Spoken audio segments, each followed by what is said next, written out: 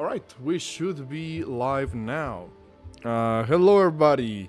Welcome once again to another session of Dark Souls Dirge of Drangleic. Welcome. A bit of an announcement, right away. I said this when some of my players were here, but not when everybody was here. But I will be I'm considering switching the engine of the Roll20 game to the Jump Gate version. Because I'm starting to notice that the legacy engine is lagging like significantly more than Jumpgate. It might make my life easier in general to just switch to the other engine. But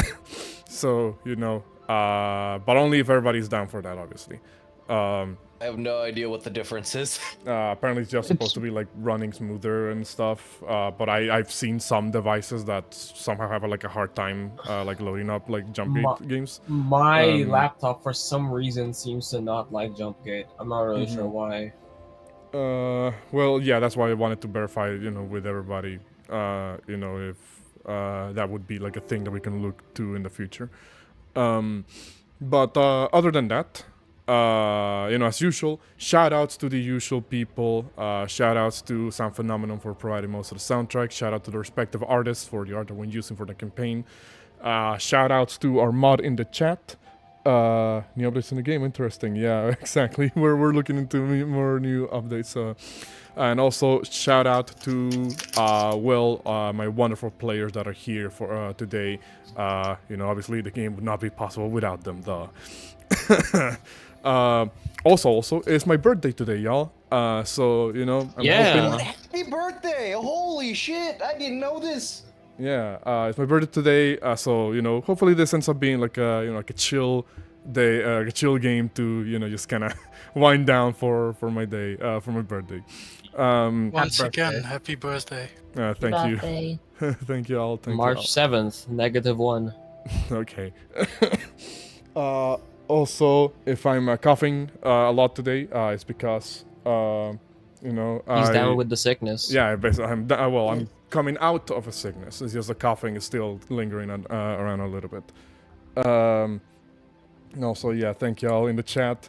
Yourself to DM. Also, how did you know I was here? I kind of a sixth sense, to detect you in the chat.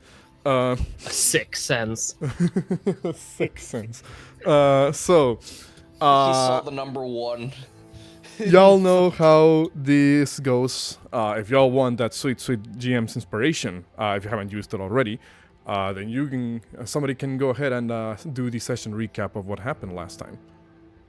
I still have my inspiration, so I'm not doing it. Who doesn't have inspiration? Well, I do not. Alright, there you go. Okay, well, start us out, man. So last time on Dirge of Drangleic, Rock von Heimdall engaged in the autopsy of the giant's corpse as we did a little flashback to what I was doing as I was absent last session. Rock found out that the giants are a fusion between somewhat flesh, but mostly plant-like sinews and fibers and such, like an inner working of their inner body being that of a tree, while their outer flesh is more akin to plates of stone. To where you need the chisels to open them and all that. Again, given flesh. Found out they have very little vital organs outside of powerful lungs and a heart. Everything else is kind of just disconnected. They had spinal cords and stuff, but nothing really of note to attack beyond just aim for under the rib cage. After they found out all this information, he took a cutting of one of the plant stems from the organs that was sprouting outwards, as it was from the dead corpse, along with a piece of the stone-like skin covering the outside, back to the party, where we then flash back to the present timing of Ace and Atlas interrogating Armorer Adenis very thoroughly about the nature of minerals and other such things in this world and what names they might go by, guards and stuff for the Alkan territory, how one might get into the territory and such while they're there, and so on and so forth. Basically, just a bunch of questions Alkin, the nature of magic within the world, and minerals, so they know what names minerals they are familiar with go by, such as the alternative name for mithril and adamantine and stuff. Then we had a couple of varying party interactions, Ace getting pissed at Signis for him being roundabout and such for requesting a sword to duel Valencia with. Ace had a separate conversation with Atlas about loss. Valencia, I know, was kind of lurking a little bit through the party. Also, Rock, after the interrogation, came by and informed the party of the giant's biology and everything, after which the party requested him to examine the giant seed we have to ensure that they don't just sprout into trees and grow more giants. I know Signis gave Rock a vial. He wants him to see if he can replicate the fluid within. And Rock, when Ace was free, had a conversation with them, requesting their assistance in disposing of the poisonous ingredients he uses in his kit, and keeping those of more medicinal uses, as he wants to step back more into his role of medical practitioner and alchemist rather than the poisoner his past kind of enforced him to become. Also getting their request and developing a gun cane for defense uses, because bombs aren't going to be the solution to every conflict at all times, so it's good to have a more regular weapon to an extent.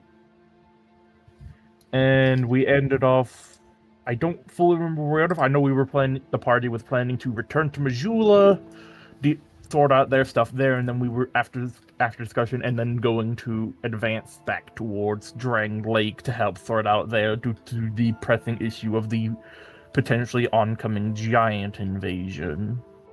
Mm-hmm. And I believe that's most of the points. I might have missed some fine details, but I was at a certain point typing, so I might not have been paying full attention due to that. Well, don't forget that there's still the ongoing matter of the potential duel that's going to take place between Valencia and Signis. The duel between Valencia and Signis, which will determine whether or not we turn Signis in. They had a conversation where Signis called into question the integrity of the people that Valencia looks up to, basically. This was a big, a slap in the face, a throwing of the gauntlet, as it were. This particular Also, after thoroughly interrogating Armorer Dennis and getting the information of one of the party, then still agreed to throw him in jail, bound and gagged him so he couldn't cast any spells, and submitted him to the authorities along with Alphys. Yes, with ruined Alphys, who seems to still not be able to recall most about his past, but you guys gathered enough information to understand that he was indeed one of the people responsible for, Shieldbearer's suffering. So yeah, that's basically it. Go ahead. Something weird I just found out. I was researching firebombs and stuff from Dark Souls. Apparently Dark Souls has gunpowder. To some extent, they don't call it gunpowder, they call it black powder. Black powder. And it's like, oh, so it does actually exist. I was gonna say, black powder exists. I did say, and again, disclosure for the people in the audience, I did say to the players, please don't introduce actual guns into the setting, or don't share the technology to create actual guns into the setting, because that's gonna, fuck up the technology level significantly in the games going forward. So just be careful with that once again. Rock isn't planning on making any mass armaments or mass industry sort of stuff with that. Hey, if you get captured by some nut job and you got guns, hey, told you souls. But yeah, that's a sufficient enough recap, I would say. Go ahead and add your inspiration on your sheet or note it down somewhere. And to come back where we left off, I did say for the purposes of convenience that you guys were not going to have any form of random encounter on the way from Fort Cardinal Town to Majula. I thought it was going to be like a good encounter. No, the D100 was to see what happened to Majula while you were gone. Oh, gotcha. That's what the D100 from last session was for. In that case, one thing, however, that our resident Ace did say to me prior to the session started, so you wanted to get something out of the way before leaving Fort Cardinal Town. Is that correct? Yes. Also, if I disconnect randomly and then pop back, there's a storm going over my house. Okay. So Understandable. So yeah, Ace earlier on in the day before leaving town, she would go either up to the fort or to the livery where the town is and find herself a warhorse and like some like saddle, tack and harness. Okay. Let me just verify like what the price for all of that is. I believe warhorses are like easily 400 like something pieces, but let me double check that.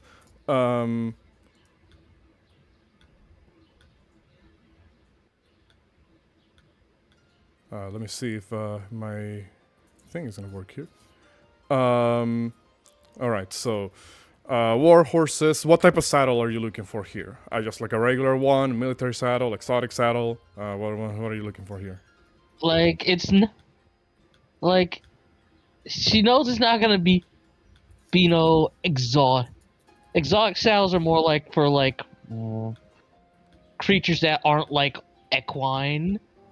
So like riding lizards, burbs. So say like a regular saddle, because she's not interested in like a military saddle. Like she's looking for one that's comfortable for the horse. Okay. And some saddlebags. Okay. In that case, for some reason, my compendium, search function is not cooperating with me at the moment. But I believe a warhorse is indeed 400 gold pieces. I remember that because I had to play a character with warhorse a while back. As for a regular like saddle, like a riding saddle, basically, I believe that is somewhere within like the 25 like margin. If not, I will verify after the session, and we'll add or deduct gold pieces accordingly to what the price was. My bad. It's 10 GP, the riding saddle. Okay. So, in that case, for the low price of 410 gold pieces. Oh, Jesus Christ. You, Yeah, horses be expensive. You wonder why in some places you get strung up for stealing them. back in the day, stealing cattle was warranted for the death penalty. Because you're stealing somebody else's livelihood.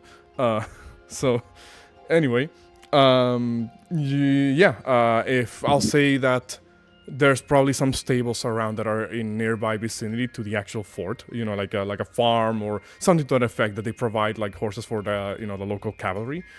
They would probably be agreeable with you on letting you keep one of the horses, alongside the tack and harness and the saddle. Deduct 410 gold pieces from your inventory and get yourself. I'll assign you a warhorse sheet in a moment, like a Humvee style, sort of like a vehicle, I guess, if you want to get like technical about it. What does this horse look like? What does this horse look like? I'll say you would be given like this relatively sort of like lighter coloration like horse, probably like creamy-ish sort of like colors, with like this if it's a warhorse, it probably has like very thick legs, I guess, so like this sort of like darker brownish shade towards the the bottom of the legs.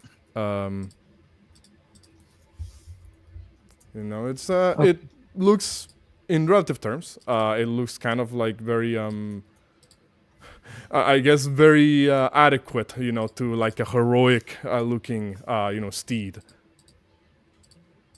Okay, the follow-up question is this a guy or a girl horse? Roll me a D2. Alrighty. Flip a coin. So D2. Cause the last horse was a guy. No, Two. this is a mare. This is a female horse. That is a term for female horses, right? Mares? Yeah. Yes. Okay. Mare is female horse, stallion is male. Alrighty. It would cost us about 1,000 to build anything else. Because most things are 1,000 or lower if we wanted to build anything. Yeah, with that, also, with the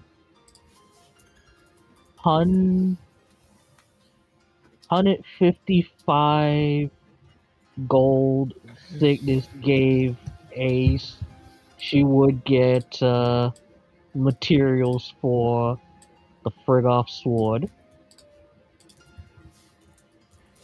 Okay. I'll say you'll be able to trade the money in with a local smith that could potentially give you enough raw materials to work with. Also, sorry, for some reason the player avatars in the thing are lagging out in the stream. There we go. With that, unless anybody else can do or wants to do anything here more in Fort Cardinal Town, I'll say you would be able to depart, at the start of the day. By this point, the retainers are already loaded up all the important necessary things needed here. As I said before, they were the ones that delivered, Alphys and Dennis to the fort. I think I did already told y'all to add the money, in your inventories from last session. Yeah. Because I'm at 116 and I know I spent majority of my gold buying the farm along with other stuff, so yeah. Because we got like 166 each and then we gave the extra gold to the barkeep. Okay. I will say, just as an added bit of detail, Ace, the horse, takes a liking to you relatively quick.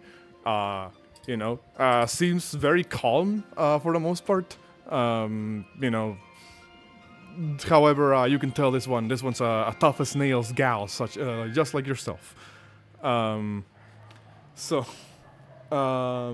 With that being said, also sorry if you hear dogs in the background. Apparently the neighbors' dogs are going crazy. With that being said, you guys will travel from the Fort Cardinal Town all the way back to Majula. As a reminder, that's a couple of hours worth of travel. You guys do have like a bit of a shortcut through the mountains nearby. But by the time the day of travel ends, you guys will basically be roughly arriving at like dusk-ish, like a little bit afternoonish by the time you reach Majula here. Also, I guess Nathan and I got a 20 to try and identify what was in that vial you gave him. Also, Ace, I think that's really up to Vorti to decide because I sent him the vial. Okay. What was in the vial? You're gonna have to remind me because that was a while ago. No. I just sent it to you just now. The specific vial that he gave. Give me a second. Also, Ace. What was Ace's response to Rock offering, because he knows how to blacksmith and stuff, to basically him offering to help with forging the sword if you want the extra assistance? She would say like, yeah, that helps speed up the process a lot quicker. Okay. With that, alchemist supplies check that you just hit us with, Rock. Yeah.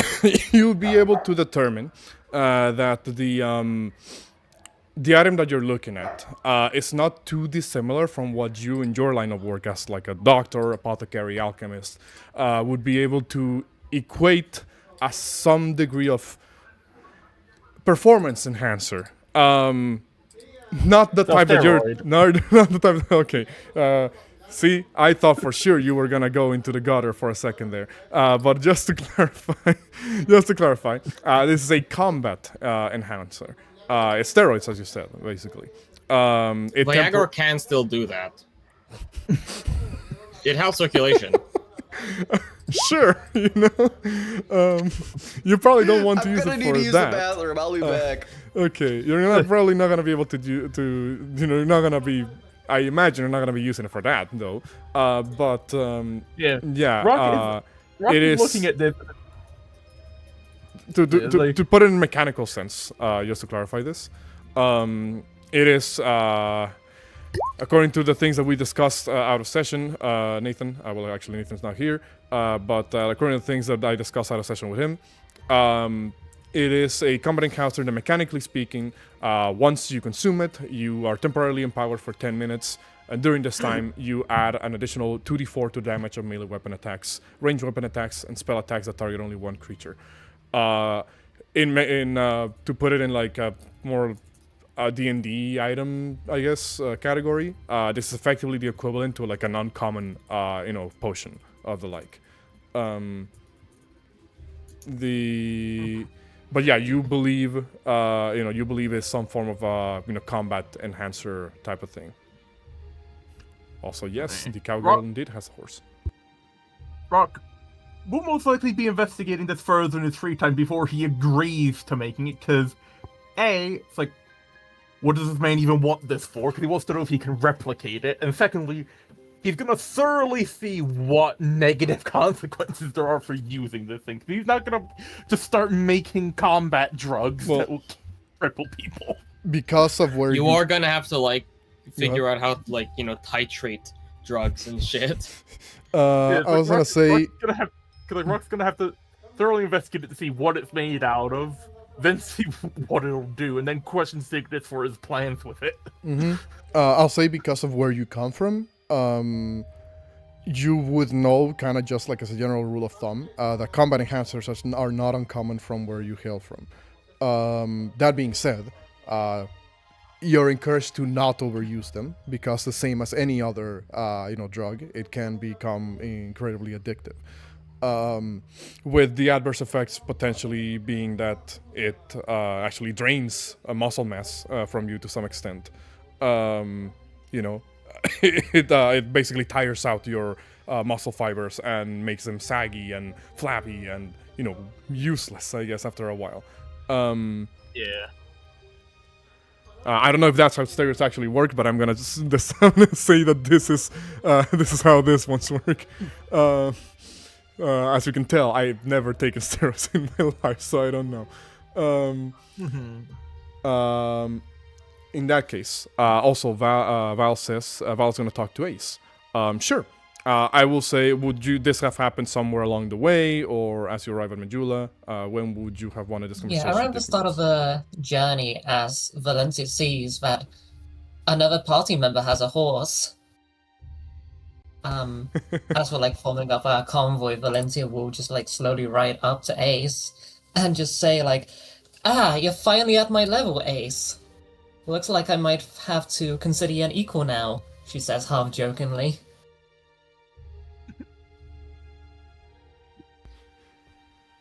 Ace? I What forgot the fuck do you mean? was mute. I said something really witty. You bet. Go ahead. So yeah. Well.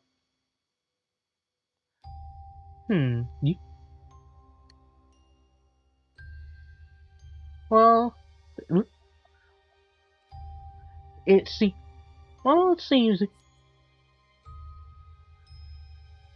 Well, you weren't necessarily at my level. we weren't necessarily at my level. Had myself a little bit of a handicap, but we'll agree to disagree on that, Scales. Ain't that right, Stussy? As she kind of pets her horse. Fucking, I had a handicap. Valencia's like, I did too. My leg. Mm-hmm. So I'm assigning the warhorse sheet to you in a moment. I had to move a couple of things around. And friggin' Ace just kind of like going from that sarcastic voice to like the sort of like her sort of nice, calm voice, looks over to Roland and says, and kind of introduces Roland to her horse, Stussy. I was looking for alt names for this one card game, and this was the closest one to like a female male name that sounded kind of neat. If it was a boy, if it was a dude, his name was gonna be Pharaoh. How do you spell the name? Stussy. Let's see. I'm guessing it's Stussy. Stussy.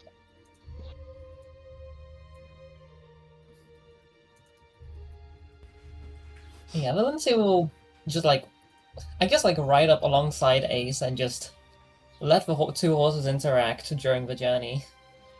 How's Roland feel about stuff?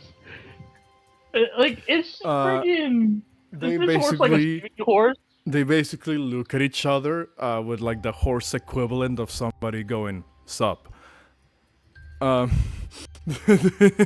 They look at each other with what you can you can infer to be like a degree of immediate or like mutual respect. Again, both of them are war horses, so they're probably bred in or trained or raised in a particular like similar way-ish.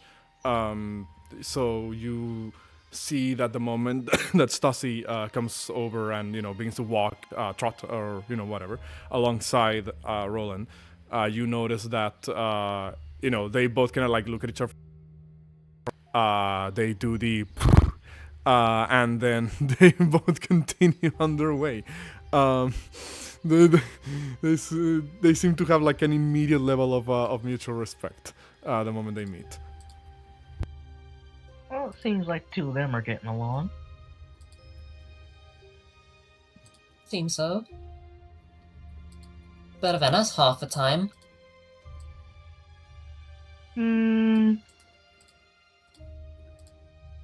I think I'm a bit more cordial.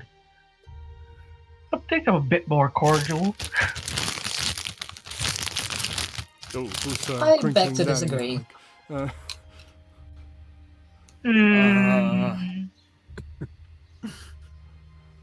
Okay. Beg to disagree, Miss High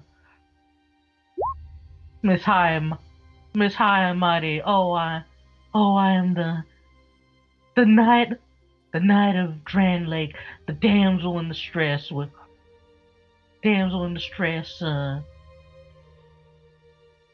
and the fall and the what was it? The mascot of the Dragon Riders. There's the high and mighty flame gunslinger. Thunderslinger. I think you're gonna need a real bit of work, and also it's the flaming Thunderslinger. Thank you very much. I'll try not to forget. Out of character, just confirming. Did we have a cart for us on the travel? Because we had horses, or were we all walking? I can't remember. It's been a while since we left Majula. What's it called? There was a cart in Majula, but I don't think you guys brought it along because you only had one horse to pull it. And that would have took longer. So I think you guys mostly walked basically from Majula to the forest of to the Fort Colonel. My bad. Okay. That's why you guys insisted on taking the a shortcut through the mountains, because then that would cut the travel time a little bit of time, even though you were on foot. I'll deal with the feed later. Then I was mainly just asking what we were doing, because if we had the car, Rock was potentially going to start looking at it while we were trying. But if we're all walking, he's going to wait till he's in a stable place to start doing it. Okay. Well, I will say, again, without too much issue, you guys are able to arrive back in Majula. You see in the distance the town in a roughly similar state to how you left it, though you can tell there's some movement from the citizens. A group of people is currently gathered around what seems to be one of the buildings in the distance. In the local vicinity. Seemingly already starting a level of reconstruction of some of the like houses and like living quarters and the like. As you've been told, a lot of the people here are like carpenters or something to that effect.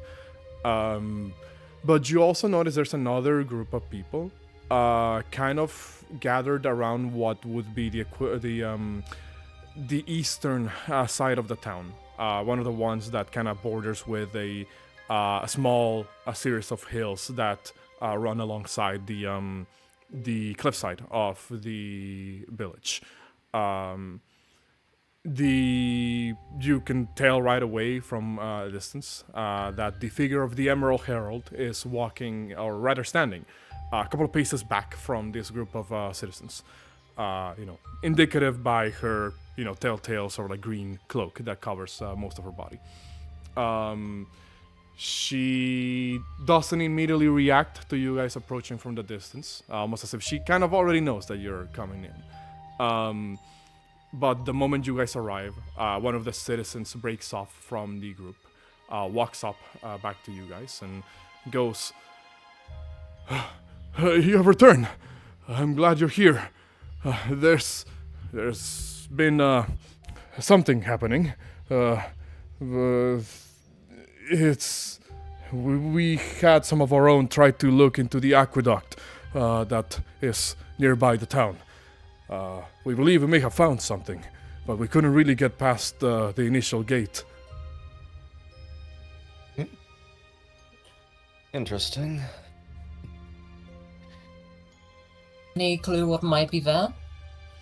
The citizen kind of looks back, points at sort of like the archway that kind of gives way to the, presumably to the aqueduct. And he goes, "Well, it's it's a bit of a long hallway. It's kind of seems to be blocked off by a series of different mechanisms, but we believe that there is a floodgate that could potentially open up a bit of a waterway, so we can get more, water flowing into the town. The thing is, though, the mechanism to open the gate is stuck. None of us have the strength to lift it or to move it." I would be able to handle it, though. And you turn to Step look aside. I shall handle this. Don't blow it up. Yes, I was about to say me and Miss Ace could most likely examine and figure out how to make it work again. It is incredibly insulting to me that you believe that I am only capable of brute strength. I am a mechanic, and I have the tools necessary that you primitive craftsmen do not have access to. So as I said, step aside. Signis is gonna look between the group and just sort of say, "If there is, what do you mean by unable to open it? Is there perhaps some sort of Signis is just gonna say, is it perhaps due to a mechanism failure, or is it due to need for or greater strength?" The citizen thinks for a second and goes, I'm not sure. We tried pulling the lever that we believe is connected to the floodgate, but it just wouldn't budge. we heard the sound of metal grinding, but we couldn't really. We didn't see any movement. Maybe this is the job that requires more than one hand. Possibly both Atlas and Ace could take a look at this, and likely would be able to handle the situation with their set of skills. Atlas should brute force should strength be necessary, and Ace should Ace to assist is with the mechanical if necessary. Yeah, since Valencia is also going to follow Atlas there as well. Atlas kind of stares at you, Signis, for like a few seconds. Did you not hear any of the word that came out of my mouth? I understand that you're a mechanic. Yes, I said that's why I said assist. While your expertise is definitely appreciated, and you would likely be very helpful. In this case, there's always a good.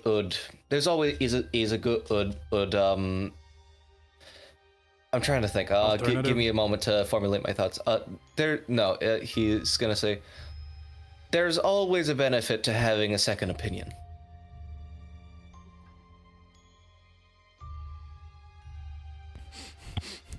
AR296158. According to yourself, wouldn't it be useful to have someone more primitive to help you alongside, seeing that you shouldn't have too much technology hanging around here? Hold on, can you all hear me now? Yeah. Yep. Yes. My fucking graphics card crashed. Oh shit! Holy fuck! It's fine. Like that doesn't mean fucking anything. Don't worry. Like that's whatever. But yeah. Okay. So, but yeah, I did hear everything that was said. Atlas will kind of like look at Shieldbearer for a bit, and just kind of shrug. You can tell that they probably are conceding to your point, but they're not gonna say it. Yeah. I knew it. I start to learn AR. At this point, you all hear a voice coming from low, from behind you guys. As the voice goes, how many people does it take to fix a lever? Apparently as many as it takes to discuss fixing the lever. As you see Shalquar kind of like, seems to walk up, just a little bit behind you guys. Yes, the sassy cat. Har har har, very fun. Very amusing, Shalquar. You have returned, and that's what matters. I take it now that you're back, you're going to start calling the shots around here again. The local company, she looks over at the citizens as if they're like below her, basically. And she says, the local company is energetic and all, but, well, they can barely hold a candle to... They can barely hold a candle, she says. And at this point, the Emerald Herald speaks up, finally, and she says, perhaps it could be worded a different way. But what Shalquar is trying to say is that the people are directionless, sadly. We did, however, receive... she looks over her shoulder. At this point, she gestures at the distance in the town, and you can tell that there is a batch, not like a caravan per se, but like a wagon that wasn't there before. Seems to be currently being unloaded by some of the citizens. And the Emerald Herald says, we received your relief assistance, it seems. They arrived here just a couple of hours ahead of you.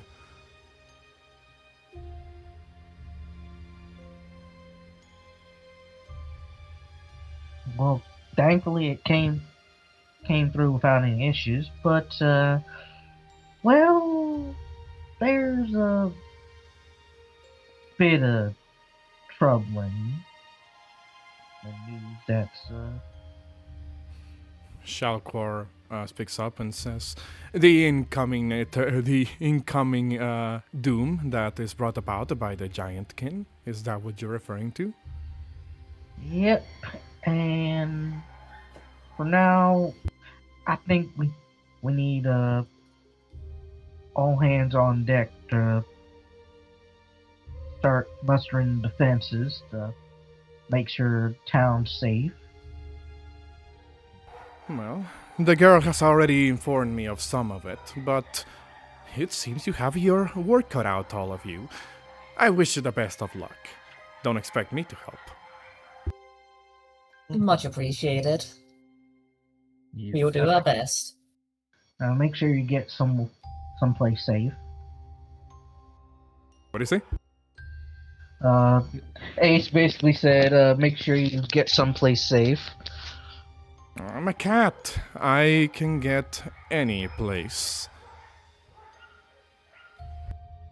Do giants target cats? Valencia just kind of asks vaguely to the whole party. They won't target I me. mean, We can only assume that Shalquar speaks the truth. Shalquar, would you wish from some fish I catched this morning? Oh, were you not going to hand it over unless I asked? I No. thought we agreed that you, that you are to treat me as I deserve. I just want to ask, do you want 1 or 2 portions? Is that even a question? She looks at you. He hands Signis over is- 2 portions. Signis is also going to hand over his offering of 2 pieces of smoked venison. Not the party fucking bringing tribute to Shalquar. Look, it's Billy's joke is bringing the Shalquar. What do you say, Katya? So you know how to treat a cat, but not me.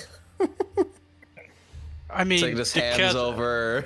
Signis hands over 2 more strips of smoked venison. Well, Scales, our feline friend is a bit more, is a bit more personable in certain situations. Atlas Out of goes character. over to Think. Valencia. Atlas Out of goes char- over to Valencia and passes her, like just kind of like looks like thoughtfully, opens up like the hatch in like their chest piece and just kind of like fishes out a vial of perfume, and just hands it to her. Bear says, I thought you wanted to be treated as a knight, not a princess. Also, sorry. out of character, my thought process for like, so why do you tolerate the cab and not and treat them better than me? It's like my out of character thought because they're sassy, but they have a cute face to get away with it. They're cute enough to get away with it. I mean, that's Valencia too. They're sassy. They're sassy and combative, but they're a cat, so it's okay. The Emerald Herald at this point. For the first time in a while, you hear her almost seemingly clear her throat. Apologies, I did not mean to interrupt. I believe there are certain matters that you agreed to look into. Did I? Away? Yeah, the Aqueduct. aqueduct.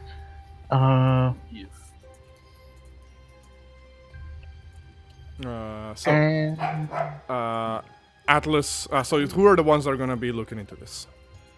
Ace, Atlas, and Doc Rock. And Valencia We're said gonna she was tagging along as well. Alright, Yes. so far. I think I fell away for a second. What did the Emerald Herald say? Was there not some? Did we not agree to go do something? I think they basically just like, Ah. I guess like, did you guys not say you were gonna go fix the aqueduct? We're kind Yes. of busy here talking about talk about why we're treating a cat better than Valencia and giving it snacks. Schubert would say, yes. While they handled it, could we speak in a moment somewhere private? Who? Oh yeah. Valencia To the had 2 Emerald Herald. rations. Okay. To the Emerald Herald. She nods at you, Gilbert, and simply kind of like begins to step aside, right away. to allow the party to continue on their way if they want to move to the aqueduct. All right.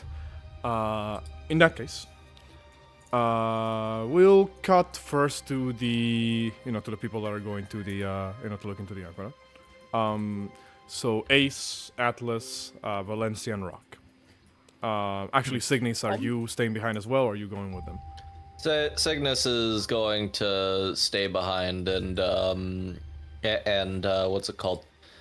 I think he's just gonna like go to the manor that we've like sort of designated as like our home and start like seeing if he can tidy some things up or something. Okay, sure. The one that has the map in the basement, right? Yeah. Also, Dirge says gonna restart Roll20. Can we cut to the others? All right, sure. In that case, Shieldbearer. The Emerald Herald steps off a little bit to the side. In fact, she goes closer to one of the edges of town, the one that is kind of like the incline that leads to the monument at the far end of the town. Yes. This is roughly where you often see her during the when I say your visits. You've only been in town like twice.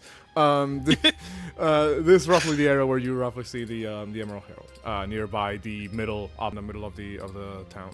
The middle and the edge of town. The Emerald Herald walks, her face always looking towards the horizon, towards the ocean, before she stops, turns around, looks at you, and she sits down on one of the rocks nearby. That is big enough that makes for ample seeing space. Yeah. What is it that you wish to discuss? Hilbert would stand. He looks still distraught. Sadness fills his eyes, he says.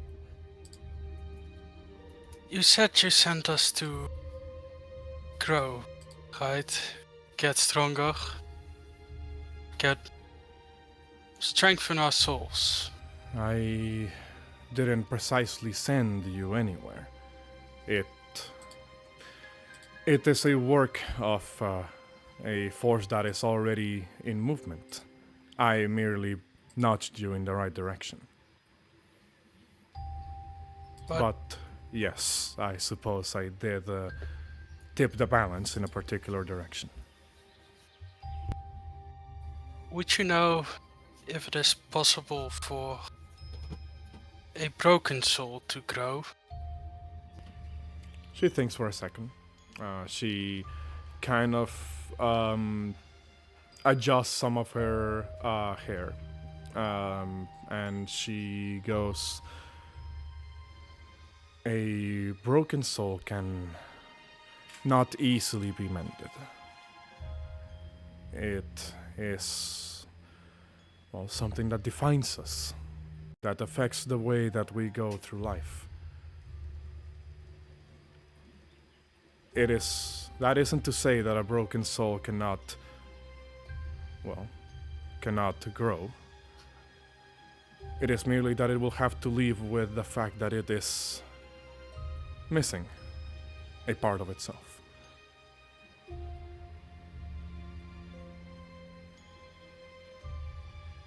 He stays silent for a second. As he says, I see. Do you consider yourself a broken soul? Well, I did for a long time.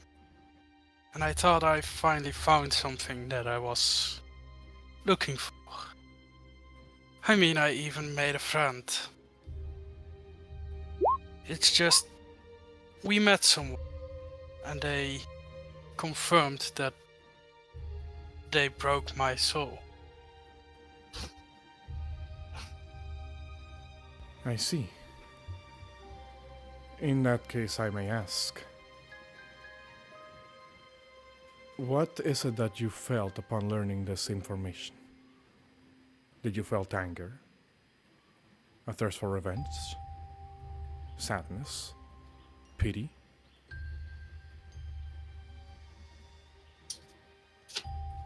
I did feel a lot of sadness.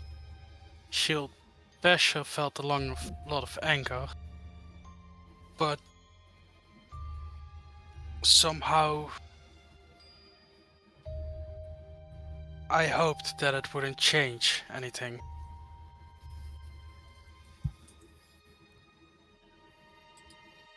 And we both are hopeful that it wouldn't matter.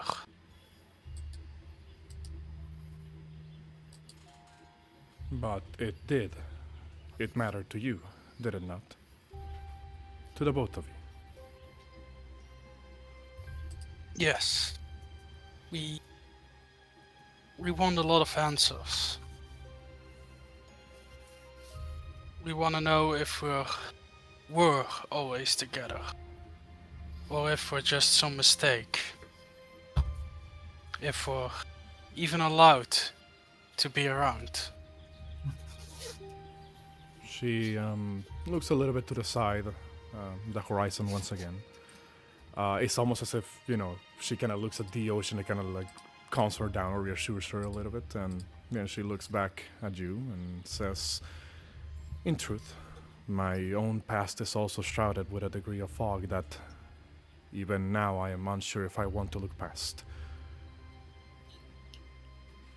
If you were to find out that a segment of my past would have been similar to yours, would you also assume that I am a mistake?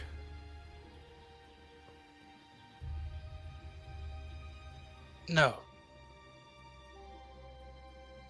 I don't think you are. I think that your guidance will be really helpful. But that's because you somehow found yourself in some ways. At least it seems that way to us.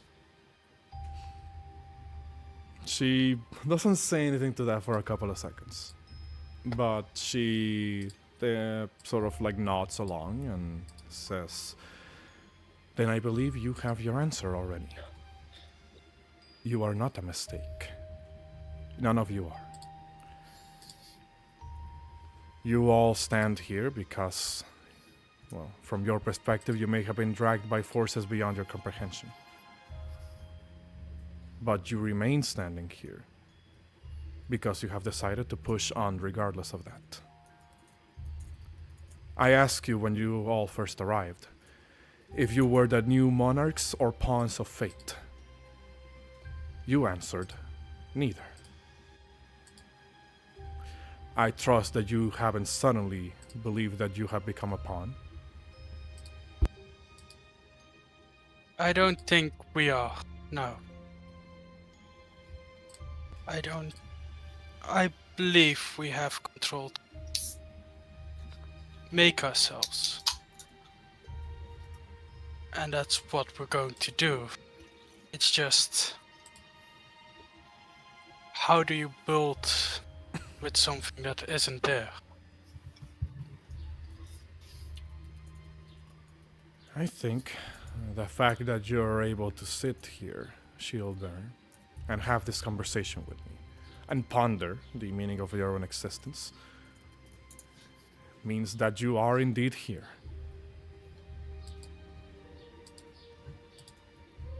And if you are here, then you can be built upon. And you can build with others.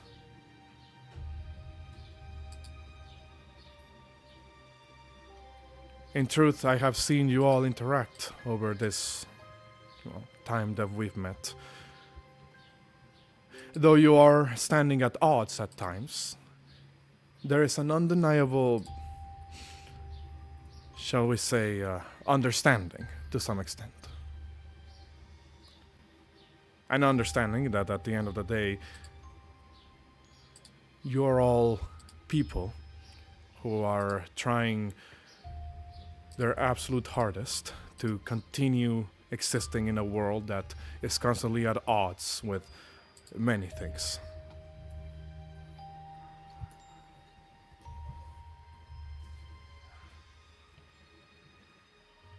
And I believe you would know something or another thing about being at odds with, well, those around you and sometimes those within you.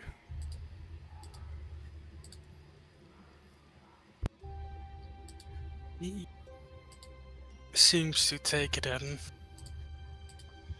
questioning everything, as he says, "Thank you. We believe we needed to hear this." I hope my words have provided some degree of respite to you. In truth, it is difficult to connect with people. At least I find it difficult to connect with people in many different aspects.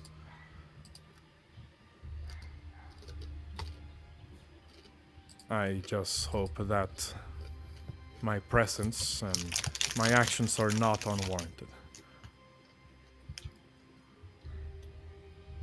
I don't know for what it matters, but you will have the two of us. And we appreciate you being here. We hope to be able to learn more about you, who you want to be. She closes her eyes for a couple of seconds and opens them again. Well, her eye, because she perpetually has like a fleck of hair over one of them. And she goes, "Thank you for your kind words. I will make sure to take them to heart. In time, perhaps, the fog of my past may be cleared."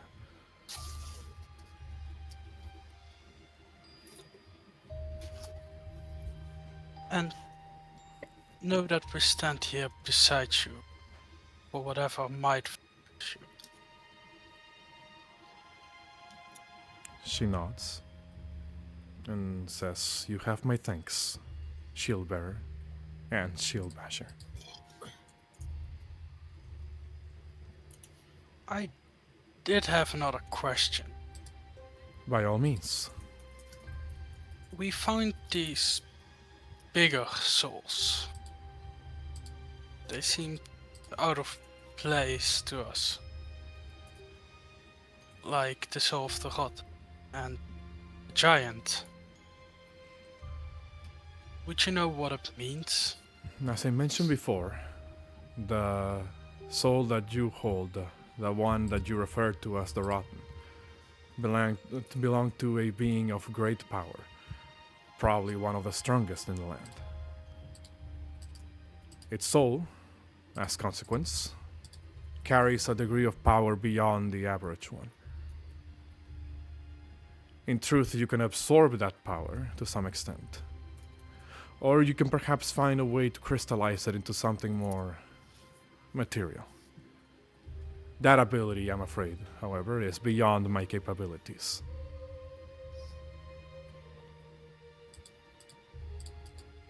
Would you know where we might find someone or something to be able to do that?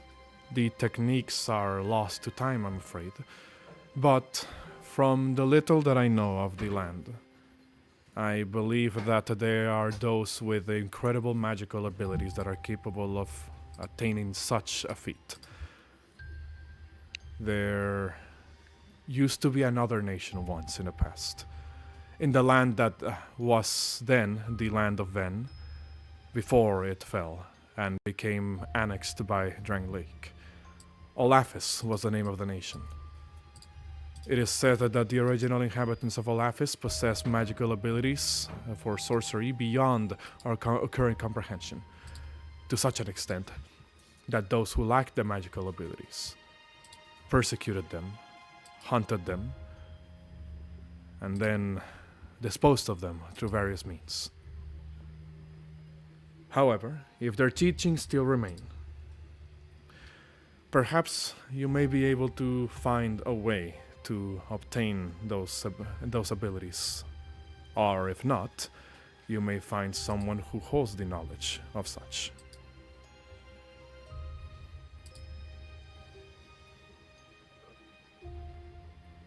Would there be a way to be able to check one's soul?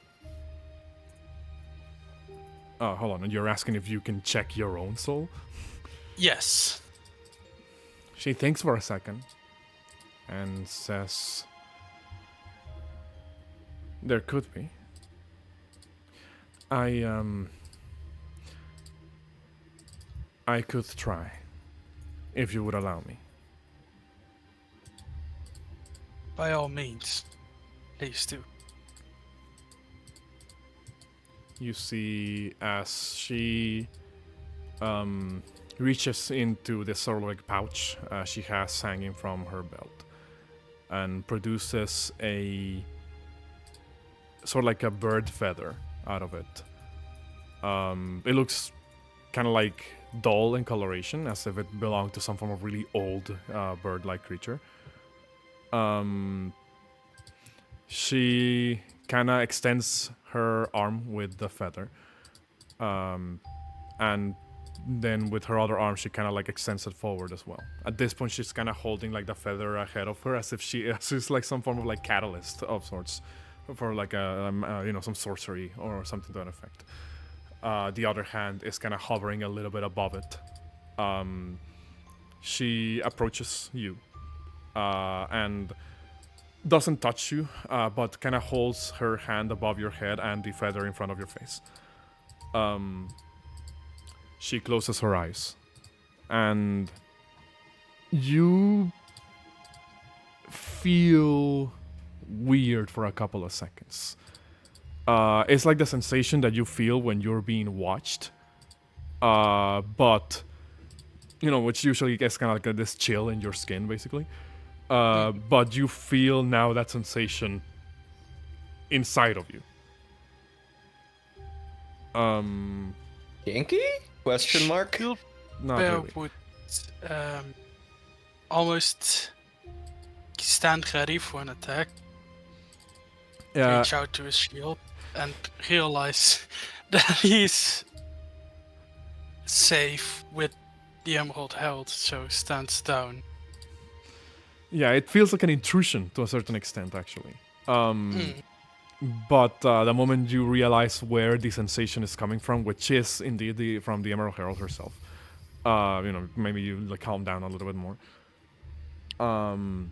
She stays in that sort of like position, closed eyes, hands over you, with the feather in the other, for a couple of minutes. And then pulls back her arms, puts the feather back in the pouch, and opens her eyes and says, "There."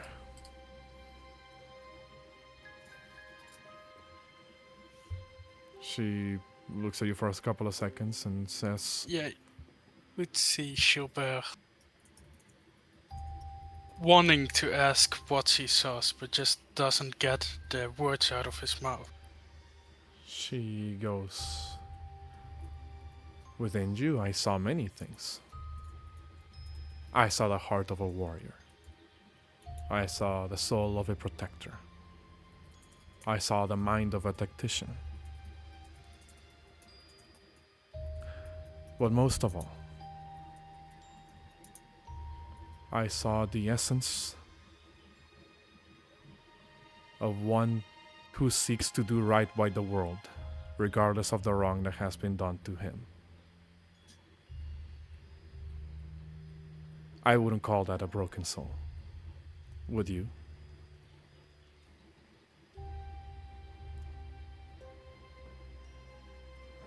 You see Gilbert standing, just thinking.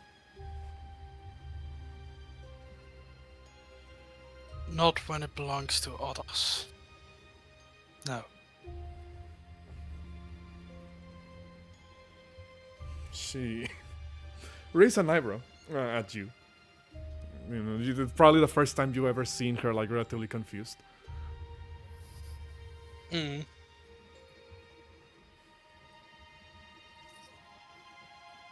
she says,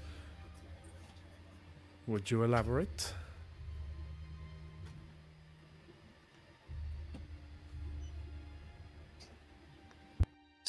Something makes it hard to look inward myself. See the beauty. Where you see a protector, I would see a coward. Just hiding behind his shield. And that's like it for many other things. I don't believe I am the correct person to distinguish of what is beautiful. I merely see what I see. And I suppose if you believe my point of view is different from yours, then, well,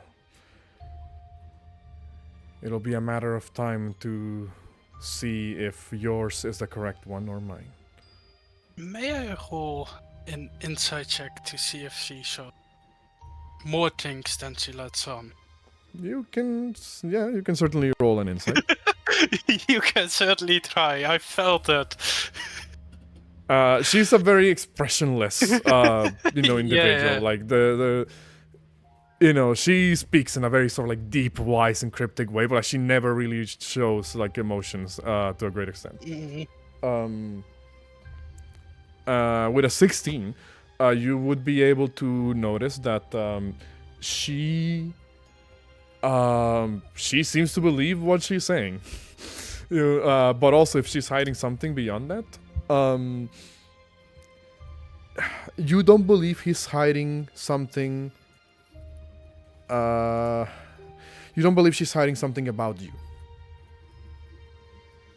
I'll say it like that.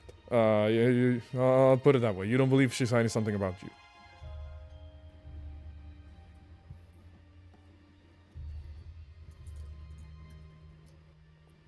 Stubers,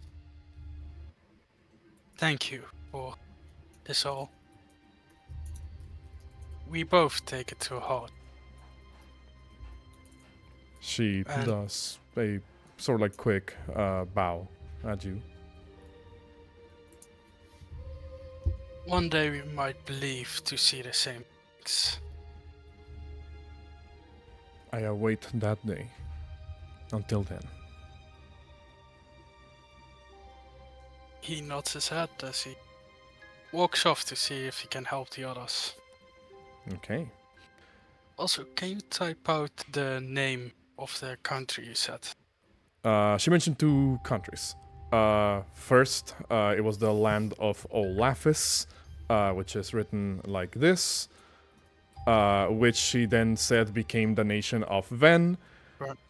Before Ven failed, before Ven failed and was annexed by Drangleic. For context, y'all, I'm gonna move the view back to the world map just to kind of like put this into perspective. Where did I put the world map at? The chow. Okay.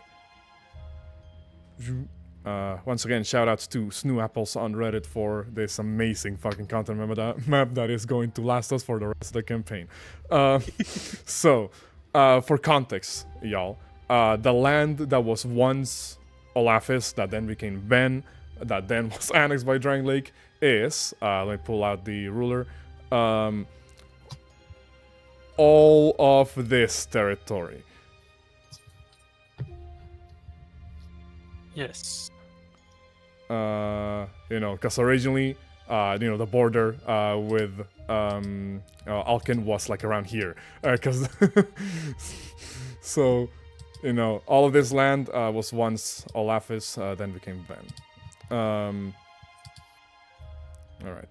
Moving y'all back to the Majula map, and we'll be cutting to cutting to the rest of the party. Hold on, my Roll20 It's lagging. Okay, hold on. Yeah. Bart, do you want to continue the conversation in chat or pick up Yeah, the well, party? Just What's been pick this up happening over there with y'all? So there was a little bit of talk with Valencia and Ace. Like they had a little girls talk till they went back to good old insulting each other. assaulting each other, and Valencia got hit with the scales. I think you're starting to shed. Yeah. No, I'm not. Cut away. Crap. Am I starting to shed, bro? And then Doc Rock was asking Ace, like, hey, what are your smithing techniques? Because he agreed to help making the swords. So it's like, hey, what do you use? Because I might have tips that might make something a bit better and all that. And that's where we left off. The teasing each other back and forth being cut a little bit short by Rock because he doesn't want to once again be kind of awkwardly stuck in the middle as people start insulting each other. That is something very consistent he has to deal with. Either he's stuck in the middle as people are trying to beat the shit out of each other, or they're insulting each other. It's one of the two most commonly with him. So, what kind of metals and components does design use in the steel making? Yeah. What's metals and anything like that, extra bits do they use for their steel beyond just iron? Well, it depends on what the desired product takes.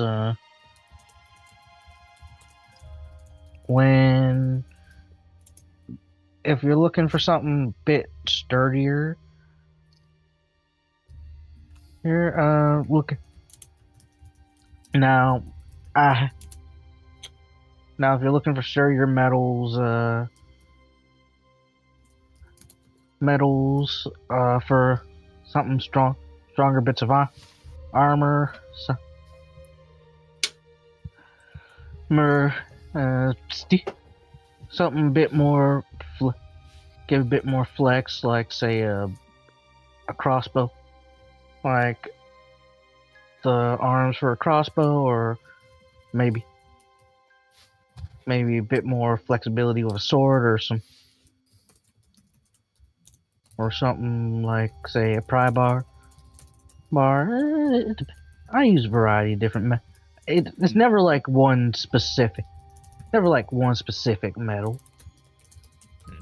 Well, a trick my mutter taught me in making, then it came to making swords. But that's been passed down on to the family from where they moved from. And that made very effective blades is to mix in a bit of manganese. And he basically go into sort of describing what is effectively how to make German swords, which for the 14th to 16th century were considered the strongest and most advanced in history due to the metallurgy, because for making the high quality spring steel, which involves manganese and stuff, which improves I imagine it wouldn't specifically, have like the same terminology or the same names, considering from where you come from. But come see what manganese is. Like, it obviously wouldn't be the exact German spring steel, but it's like the process of how you make that sort of steel. Okay. Which is basically just steel mixed with manganese and stuff, making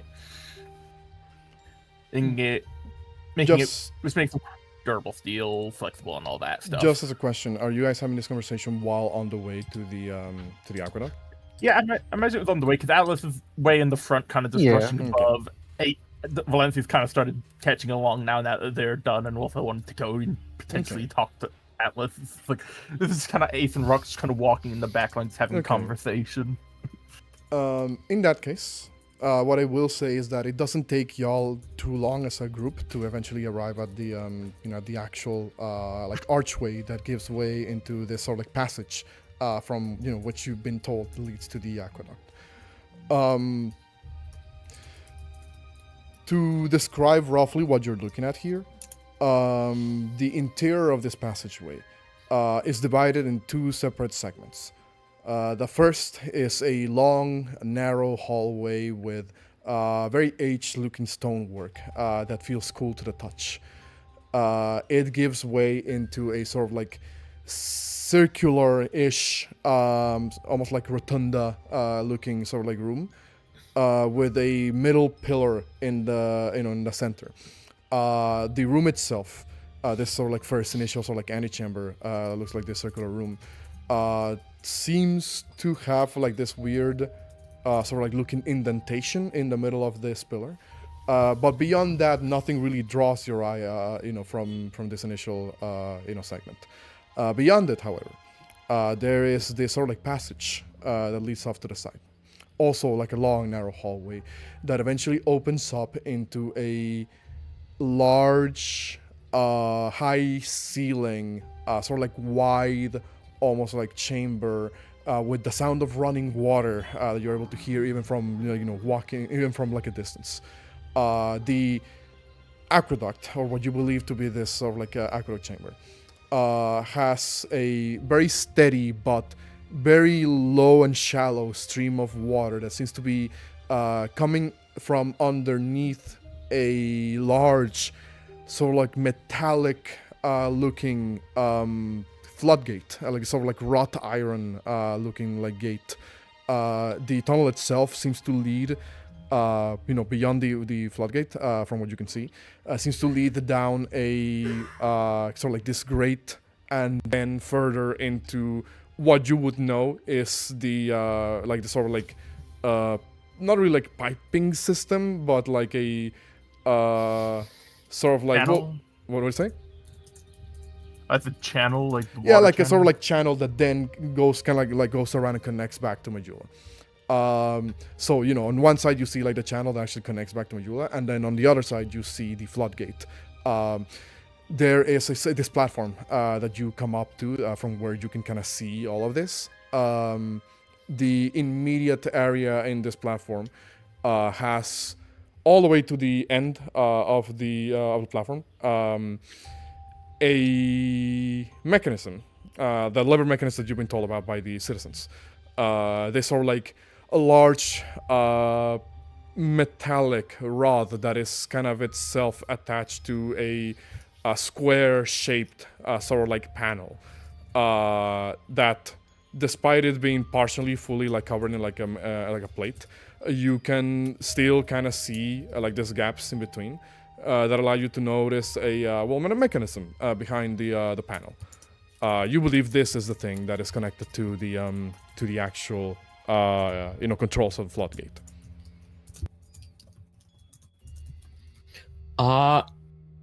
Okay, so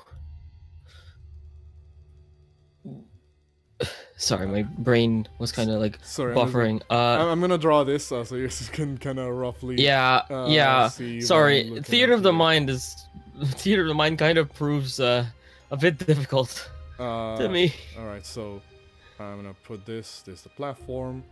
Okay, this is the gate.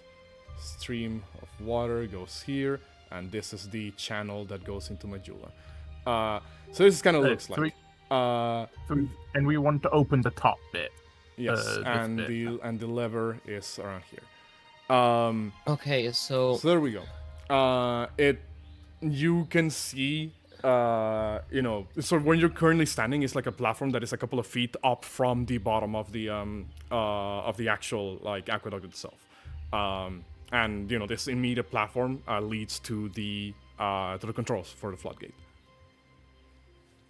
Okay, so if I look at the, like, Atlas is gonna go up to like the lever to basically just scan it for like any like to try to figure out what's exactly stuck. Sure, you can roll an investigation check.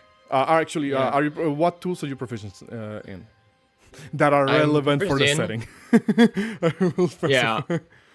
I have Smith's tools and Tinker's tools. Okay, so you can either do an investigation check or a check with your Tinker's tools and see if you're able to. Yeah, no problem. Am I able to use my technology skill for this? Sure. I will say the context of the technology skill within like the book that we're pulling this from is usually referred to like advanced tech. But I will allow it. Advanced tech, but I think I will allow it for this. I will allow it for this. Yeah, because I think we discussed it before, like in session 0, that like we'd be able to use technology for anything that's like anything that works as an actual mechanism. That's so you'll be able to use your technology skill check. Okay. Will Ace help? Give the help action. Sure. Will help with a help action. So anything with a 9 or lower is a 10, so that's a 16 instead of 15. Okay. In that case, with a 16, you would be able to figure out a couple of things. Well, partially it's kind of difficult because, like I said, there's like this metallic plate that is over the actual mechanism itself. But you would be able to see through like the gaps in it and figure out two things that kind of explain why this mechanism doesn't seem to work the way that that it should. For one, the metal looks incredibly rusted, as if this is a form of mechanism that was created probably even before Majula itself. Like Majula itself looks, abandoned and partially like rubble, but the buildings themselves, technically the foundations still hold up. This metal seems like this has been here for a while, and it's starting to look more like bronze than proper metal, than wrought iron. So this is old as fuck. That's the first thing you're able to figure out. The second thing that you're able to figure out is that there is indeed some degree of damage that has been that has been building up on the actual mechanism itself, on the interior mechanism. Mostly through the humidity. There seems to be like a degree of moss that has begun to grow on the interior of the mechanism. Nothing that would permanently damage the mechanism more than it already is, you imagine. But it is causing this sort of like... it is not giving the mechanism enough friction to actually be able to rotate properly. So Atlas will kind of like ask Ace, do you have experience in low heat settings? Yeah. What is the issue? We're going to need to get rid of the moss and lichen on top of this cleanly, as well as wipe away the rust. I can handle the rust very effectively. Very well. And Ace, I am going to trust you with taking care of the moss. Alright, simple enough. And as we work on that, I will say I want to use my... I will ask Vortielite if it would be appropriate to use my background ability. Elbow grease. Vent-Tape and elbow grease. Repair the proper do temporary shopping Okay, so here's what I'm gonna say. Either I'm gonna need all three of you to make like a group check to try and fix the mechanism, or one of you makes the check. Regardless of how you guys want to take that, I will say Atlas's background will give a circumstantial +3 to the check. Let's do a group check. I would like. I'm going to roll my alchemist supplies to utilize acid, and Rock would have mentioned how fast do they want this removed, because he can utilize hydrochloric acid, which might cause damage to the underlying metal, or he can use phosphoric acid, which will turn the rust into a removable layer. Okay. Phosphorus sounds right. We don't want to rush this, basically. Yeah, I would just like to clarify for the audience, none of us are actual scientists. We're just going, off what we believe is correct. I'm using internet because I'm just going with the description. Because the hydrochloric description is considered the fastest, most aggressive acid removing rust, working in minutes, but requires extreme caution because it can damage the base metal. But for a safer but highly effective alternative, phosphoric acid is best as it converts iron oxide into removable iron phosphate. Okay.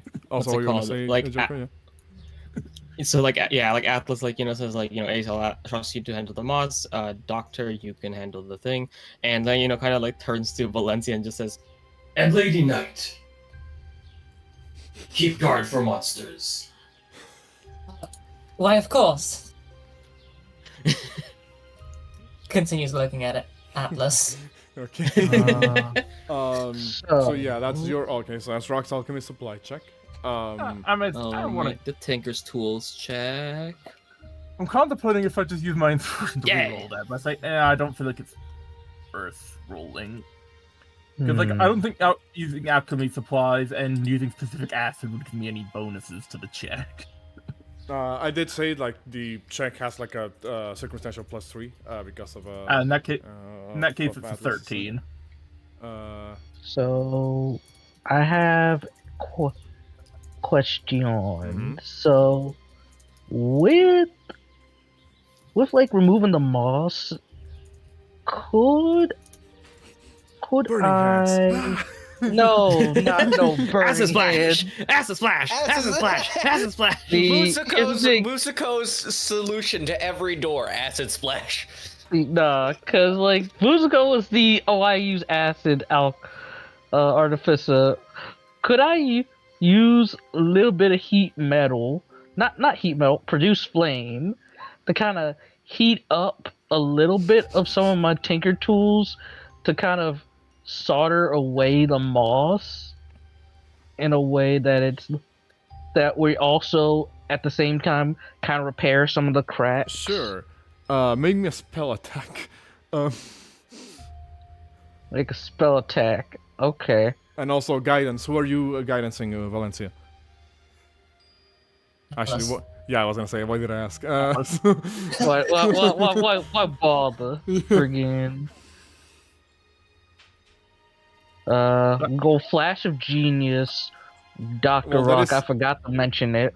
Flash of Genius, Dr. Rock. What's your modifier? +5.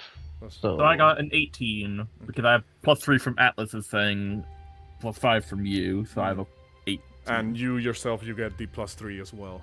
8, so that's a 15. So that's Mhm. 25. So that's 58 divided by 3. 19.3 recurring. 19, not bad. So, this takes roughly around, I'll say, like 2 to 3 minutes of you guys just kind of like, taking out the metal plate, disassembling it, and, looking through the mechanism, doing all of your things. And by the time the process is over and done with, the metal still looks old as fuck. You're not gonna take that away from a handful of checks. The part of the rust has been kind of like, flushed away, so to speak, by the acid. And the friction has returned to the, to the mechanism as well. And the general like mechanical know-how of how this mechanism would operate, it kind of gives you guys like an edge here as well. By the time you're done and you put like the metal plate back on the on the thing, who wants to do the honors of pulling the lever? Valencia, they've not done anything. Let them pull it. Valencia did the guidance. They did the guidance. Exactly. Like They did yeah, no, guidance. absolutely. Atlas. The cheerleader gets to do Hold on, the hold on, honors. Nathan. Hold on. Go ahead, Jerko. You said Atlas does one. Yeah, Atlas will kind of like step aside and just ask like, Lady Knight, would you do us the honors? Valencia does the honors. You reach to the lever, you pull it down, and you see as the floodgate begin, you hear like the creaking of the mechanism as like a chain is kind of like lifted up from the floodgate. Well, not lifted up, pulled to the sides rather, from floodgate, and it actually opens more like a set of double doors rather than like a drop in, drop out sort of like a gate. The moment it does, like water begins to flow a little bit more freely, and you notice something on the other side of the floodgate. There's seemingly another passageway beyond it. Huh. Do we wish to proceed further and make sure there is nothing that could cause harm in the water supply up ahead, or do we wish to return to the group? Wouldn't hurt to check, and also, it might help just in case, because we leave this open. If something is on the other side, might not be wise to just have a big old opening for some We are weird already here, monster. Okay. So just the four of you are going to proceed in the passageway? It's a clean Or- Oh yeah, I'll say Yeah. you know, by now, Shieldbearer, you basically catch up right as they open the floodgate, basically.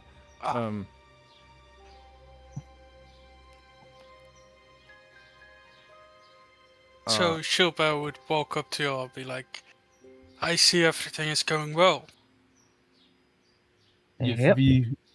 we have just finished cleaning the mechanism of its corrosion and intruding plant life. We noticed that the passageway continues, and we were going to investigate to make sure there is nothing that might cause harm, be it to the water supply itself or to the town, now that there is an open way. It might be in all the seawater that was rusting everything too. Yeah. Or it could be time. Even the sturdiest of mechanisms will fall without dutiful maintenance. If we're gonna check for dangerous things, wouldn't it be smartest to do it with us all? We are simply doing a simple check, and we have majority of our forces here. Unless we are ambushed by another giant or some other great monstrosity, I do not think there will be too much trouble. Fuck Signis, said Dr. Rock. We're all right here. We're not going to go like on a massive adventure. We're just checking in a tunnel to make sure there's nothing fucking up the water. And it's like 90% of us are here. Hey, So if we if walk Rock, Signis is is cleaning, saying- and also my brain's like half functioning. You can do whatever the hell you want. I'm basically zooted. Well, I mean, like, you know, would you say that Signis is doing anything specific in the mansion besides just cleaning? Like, I don't want you to, you know, like He's feel... cleaning and he's cooking. Could I like roll like chef's utensils Sure. or something? So you can roll chef's utensils. I just want to make sure, like, you know, you're not like feeling left out, I guess, of the session time because, you know, we were. Dude, I don't care. I am running off of like a few hours of sleep. What attribute do I use for this again? I'll let you choose between dexterity or wisdom because that's usually what. Yeah, it's dexterity, constitution, or wisdom. Seemingly, apparently, what's usually used for like chef supplies. Yeah, gonna roll with dexterity. That is a fucking 9. Damn. Oh no. That's gonna be, you know. Can I bardic myself? No, that's not how bardic how bardic inspiration that's a works. lore bard capstone thing. No. Signis somehow found a way to burn water. You have inspiration. No. Okay, then that's gonna be a slightly subpar, you know, dinner for the party when they come back. Cygnus is gonna like taste it and just be like, nope. Here's what's gonna happen, Signis. Like, you're in the middle of cooking this, you taste it, and you're like, fuck, that's awful. Well, maybe not like awful, but it's like, you know, it's mediocre, you know, it's a little below average. And the moment you do so, you just hear like a set of footsteps walk into the room. You see Gwenalt walk into the room, looks over at you, and he goes, I was wondering who was killing somebody here. I added too much salt. He looks over, looks to the left, looks to the right, looks over his shoulder, and says, alright, let me help you out here, and rolls off his sleeves. He comes back, and you'll get a reroll because Gwenalt is here to help out. Yay! Watch me roll shit again. Nat This one. is gonna be hilarious. Nope, you got an 18. You Gwyneth know, knows they shit. Bro pulled in like Remy when he smelt the fucking linguine attempted it. And fixed it. Here's the thing, Signis has fucking proficiency. Gwyneth kind of like comes up and he says, oh, no, you're not gonna be using this. This one you use to season beef. This one you use to season chicken. And he kind of like begins to, The spices here are slightly different from what I'm used to, so thank you for the help. He kind of begins to, just give you like general pointers or like, all right, here's how we do things around this part. And yeah, Guano's gonna help. He's gonna be helping you out to prepare the meal, basically. Cooking Guano. Yeah, basically. With that, all right. Well, now getting back to the party. Yeah. Hey, what was Ace gonna say? Yeah, you were. You said Ace was gonna say something. Yeah, were you about to say something, Bard? Let the real No. Go ahead. No, it was like the jab of like, no, legit. Like, if Rock didn't say Ace was going to, because she has no filter whatsoever, like, she would have just said Frick Sickness. This is right now. Yeah, Rock didn't say Frick Sickness. It's more just, we're all 90% of our group is here. And we're not going off on like a massive dungeon quest. We're literally just looking down a tunnel. Yeah, you don't know if it's a massive dungeon. It's just a fucking tunnel. I was like, We still do have a massive dungeon. yeah, but if we're gonna go do that, we will make sure we have everybody to here. It's like, oh, the aqueduct goes a bit further. I guess we'll just check ahead just to make sure there's no weird like no corpses blocking the watering supply or something. Well, in that case, here's what's gonna happen. The passageway. Oh, sorry. The passageway that you guys are seeing beyond the floodgate. It's accessible through a sort of like this series of stairs that are beyond, the actual sort of like grate that was the floodgate, which you can kind of access just by going up and down like a ladder. It sounds more complicated because I'm not really good at describing this particular segment, but that is basically just like a maintenance access way of sorts, basically. You see that this appears to be also like a somewhat like slightly wider ish like looking like walkway or tunnel rather. It feels really strange. You couldn't have walked for what was roughly more than like say 2 more minutes, right? You didn't walk like too far into this tunnel. At least you're 100% certain you didn't. But after just a couple of minutes of walking, you see what seems to be sunlight pouring at the end of this particular tunnel. So the more closer you get, more blinding it kind of becomes.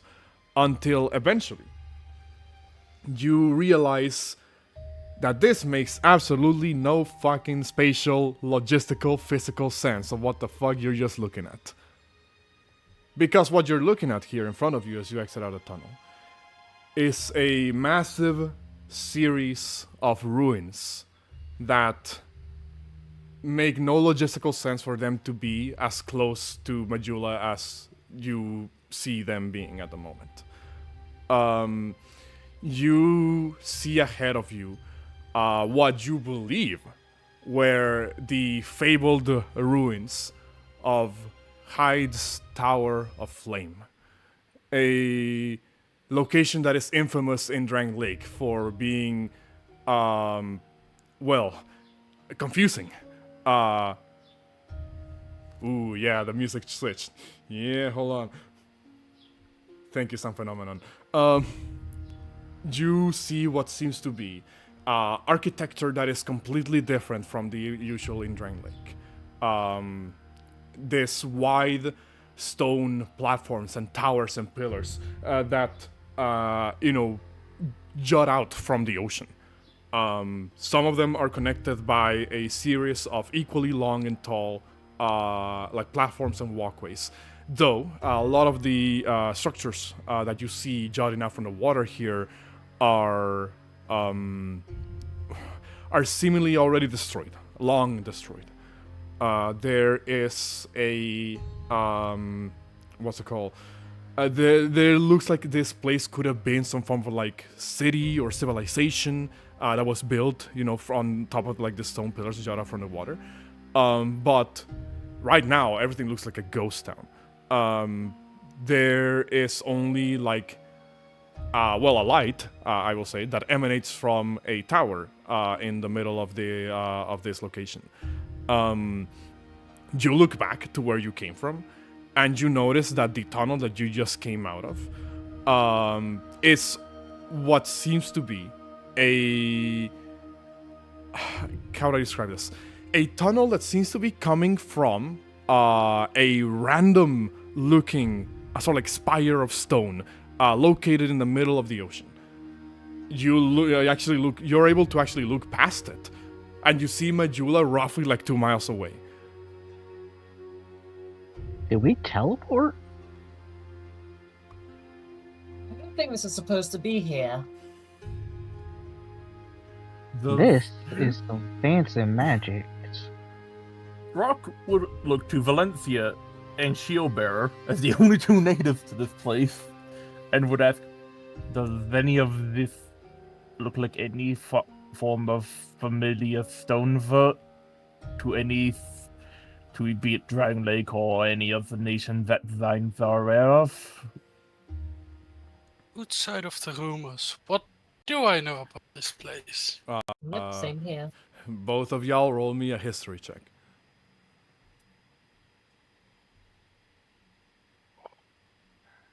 I will inspiration that 90.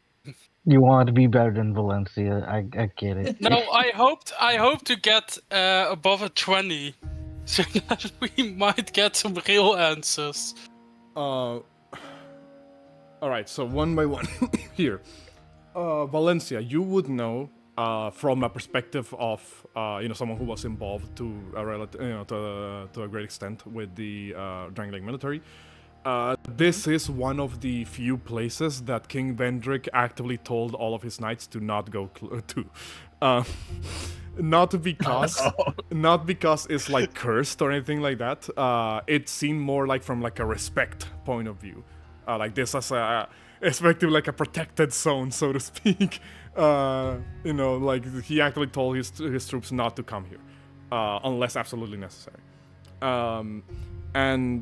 Other than that, you would obviously, like, the rumors are like these things are weird because they're like displaced in space. Like it makes no sense for these ruins to exist here. You would know that it is not uncommon for like the occasional like bold sightseer to like row or sail over to here just for the sake of saying that they did. Obviously you've never heard of this weird like fucking passageway, like teleporting passageway that you guys just went through. That's like completely new information to you. For you, Shieldbearer, with a 19, you would be able to know that some people have kind of theorized what lies here. Some people who claim to have seen or gone to these ruins say that this is a location that was once a precursor civilization to Drangleic. You would know or would have heard that it is said that ascetic warriors often make a pilgrimage to here, though for what reason you're not entirely sure. Have many of those warriors returned? If they have, you have not heard of any. Fantastic. Valencia, go first. Valencia will, basically say what Vortielite has said, but also just say something along the lines of, we shouldn't be here. What's the We should harm? leave. Shilber would say, well, this is a location I one day wish to visit. Many great warriors have made pilgrimage to this place. But for for unknown reasons, almost none of them have returned. Oh, what's the harm in exploring this new, strange ruins with interesting teleportation magic? Don't you? Also, good. Besides, it'd be pretty interesting if the Rider of the Red Scales was one of the few warriors to come back and explore the secrets of this place. Also, Miss Valencia, your king said the knight should not go to this place unless it is necessary.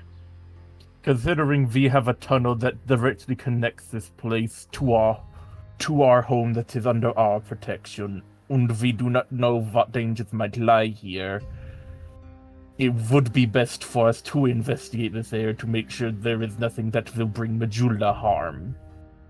I will say I don't mind investigating.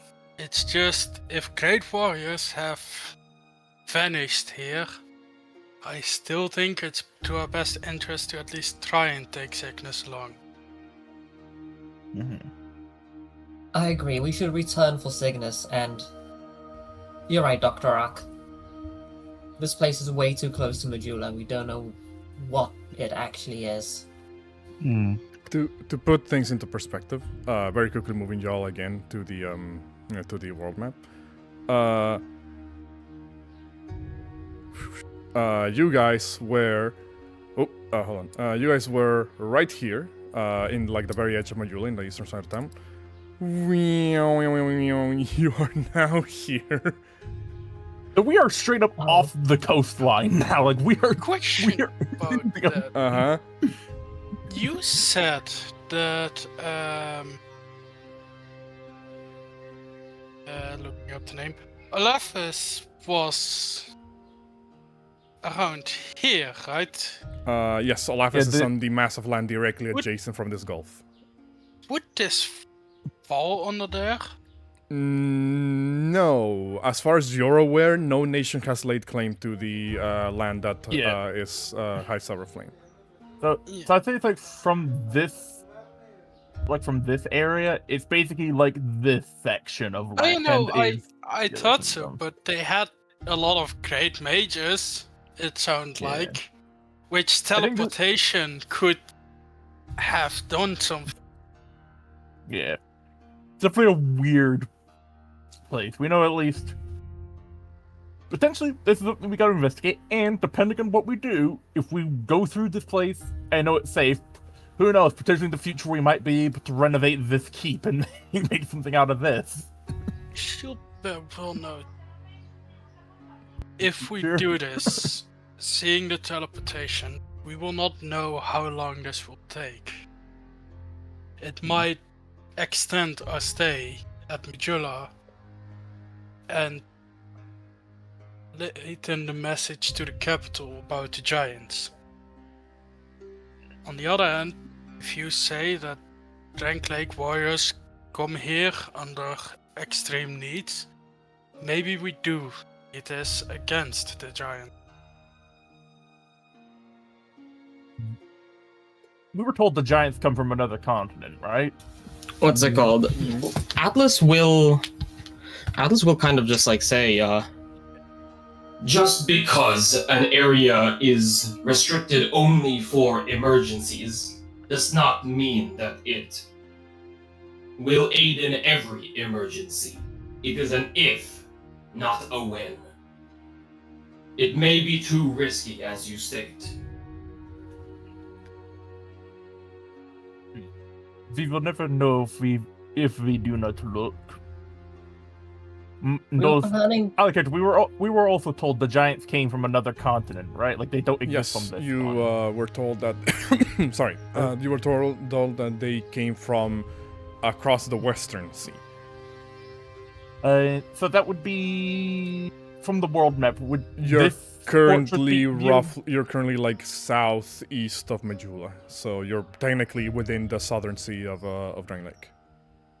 Okay, so we wouldn't be able. So from this outpost wouldn't get any view on any potential giant attacks unless they moved around. Doesn't appear you you have a pretty good view of like the ocean in the horizon as a general rule of thumb, but like you wouldn't be able to see specifically anything that's coming from the west towards Majula. With regard, this place is something that would warrant investigation due to its proximity to our town, and if we clear it out, it could pose a potential useful ocean-based outpost for anything advancing from the seas, at least from wherever this is located within the ocean. We were planning on staying in Majula for 3 days, was it? If we wish to explore this area, we should take no longer than 2 days.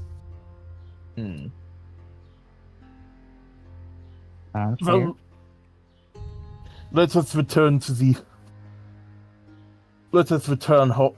our base for now. I still need to examine the seed we gained from those ladies in that one cave.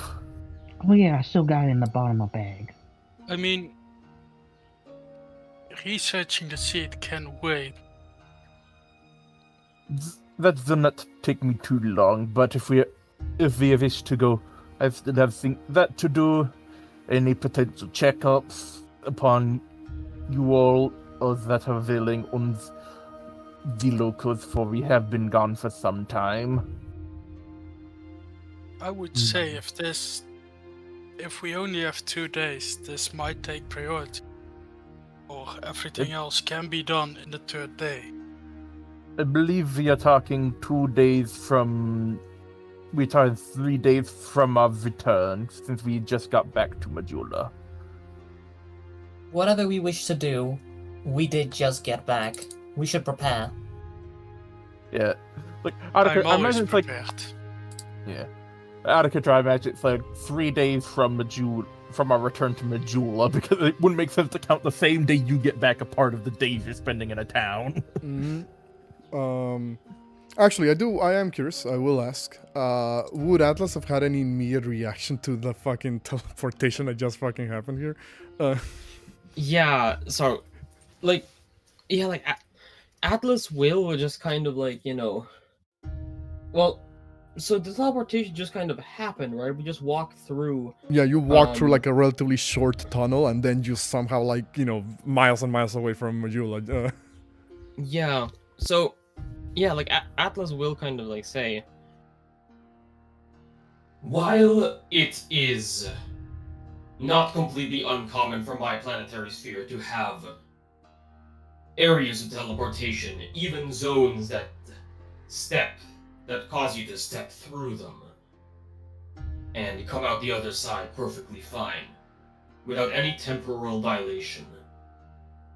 We do not know enough about how these anomalies work in this strange space for us to be completely certain. I do believe that this should be a section that is cordoned off.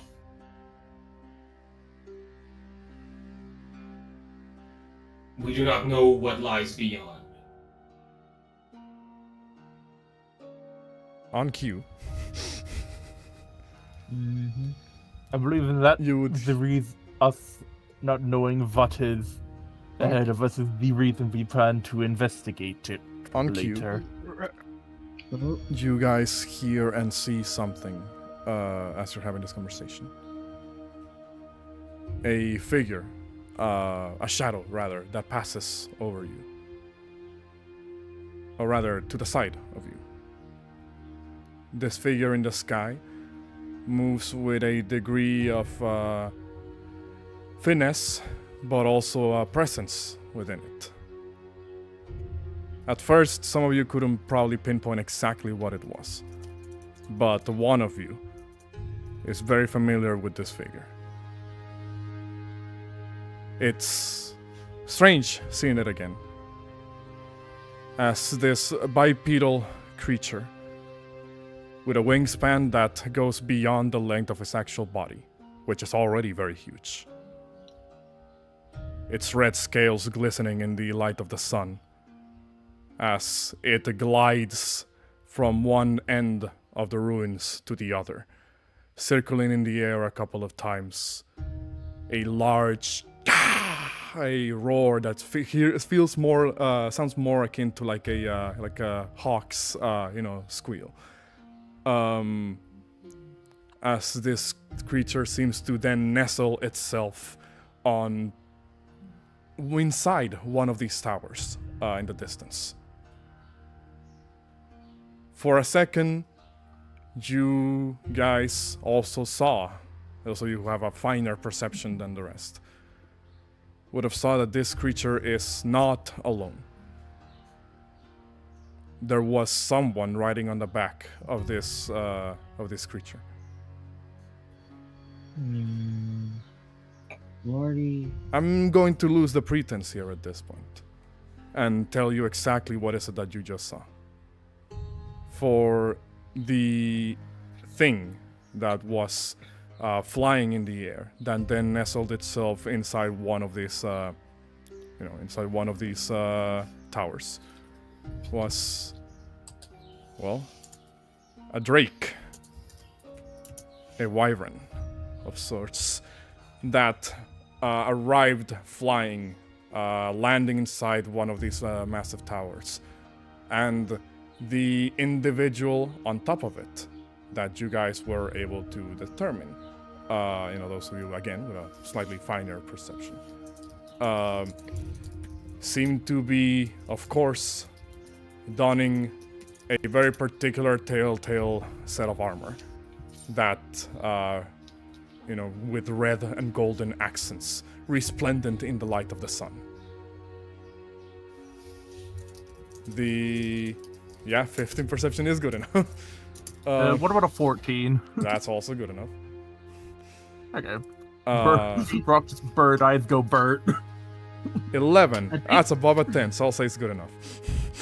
I think the only one, because Ace was more concerned with what was flying and who was flying on there. Alright, if I roll wisdom save, Vorty. Sure. These two figures land and nestle in between the gaps, and pillars that make up the middle segment of one of these structures, and simply just kind of go inside. They go out of sight after a couple of seconds. Also, hold on.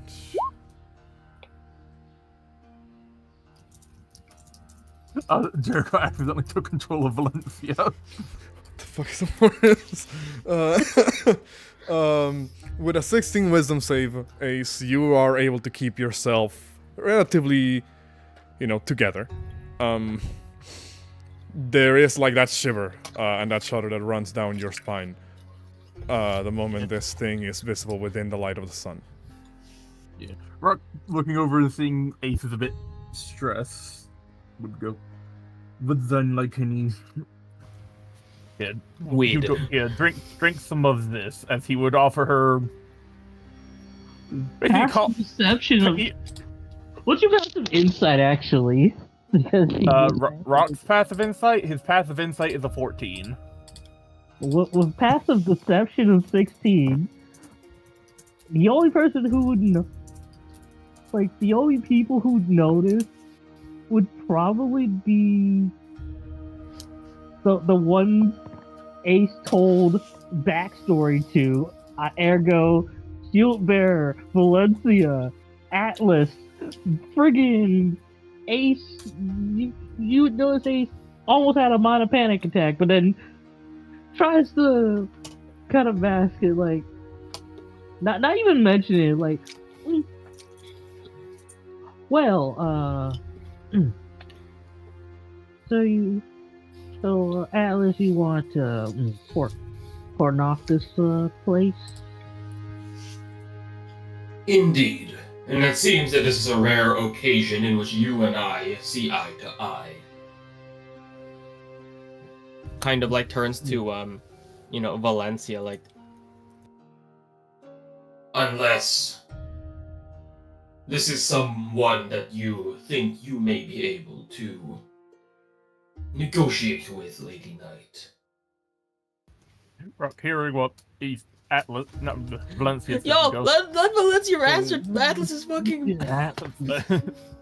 Valencia thinks for a moment and then looks at rest of the party and just says, "Let's go back to Majula for now." Hearing you said the Dirge of Drangleic elite would ask, for what reason do you think one of your nation's elite would be in this place as they walk back? I have no idea. The news of the giants hasn't reached Drangleic yet. So why would one be here? I can't tell. You said that this area was strictly off limits. However, it was also known to your company. I wonder if this is a renegade or a deserter.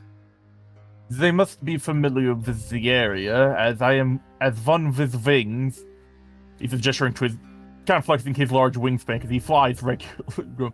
One would not take one. One would not enter a building that would constrain one's movements without knowledge of what would lie within.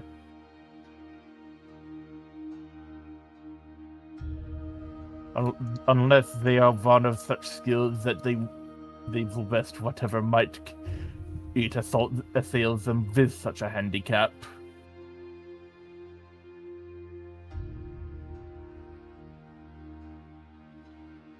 Okay.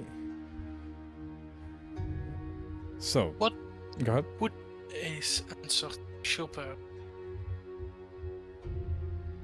That when we saw the dragon, he would whisper to you, "Are you alright?" Not because he sees something is off, because he knows what he knows. Yeah, like I said with Rock, like Your muffled Ace mark. is Yeah, you've been a bit muffled. What? I think you had an issue before where you were using a different mic. Are you using same mic or different mic?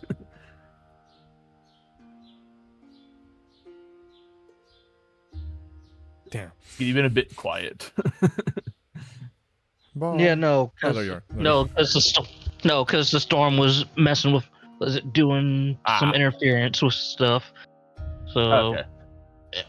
yeah, well, like with Ace, she's not even going to mention Frig Off Dragon, cause friggin'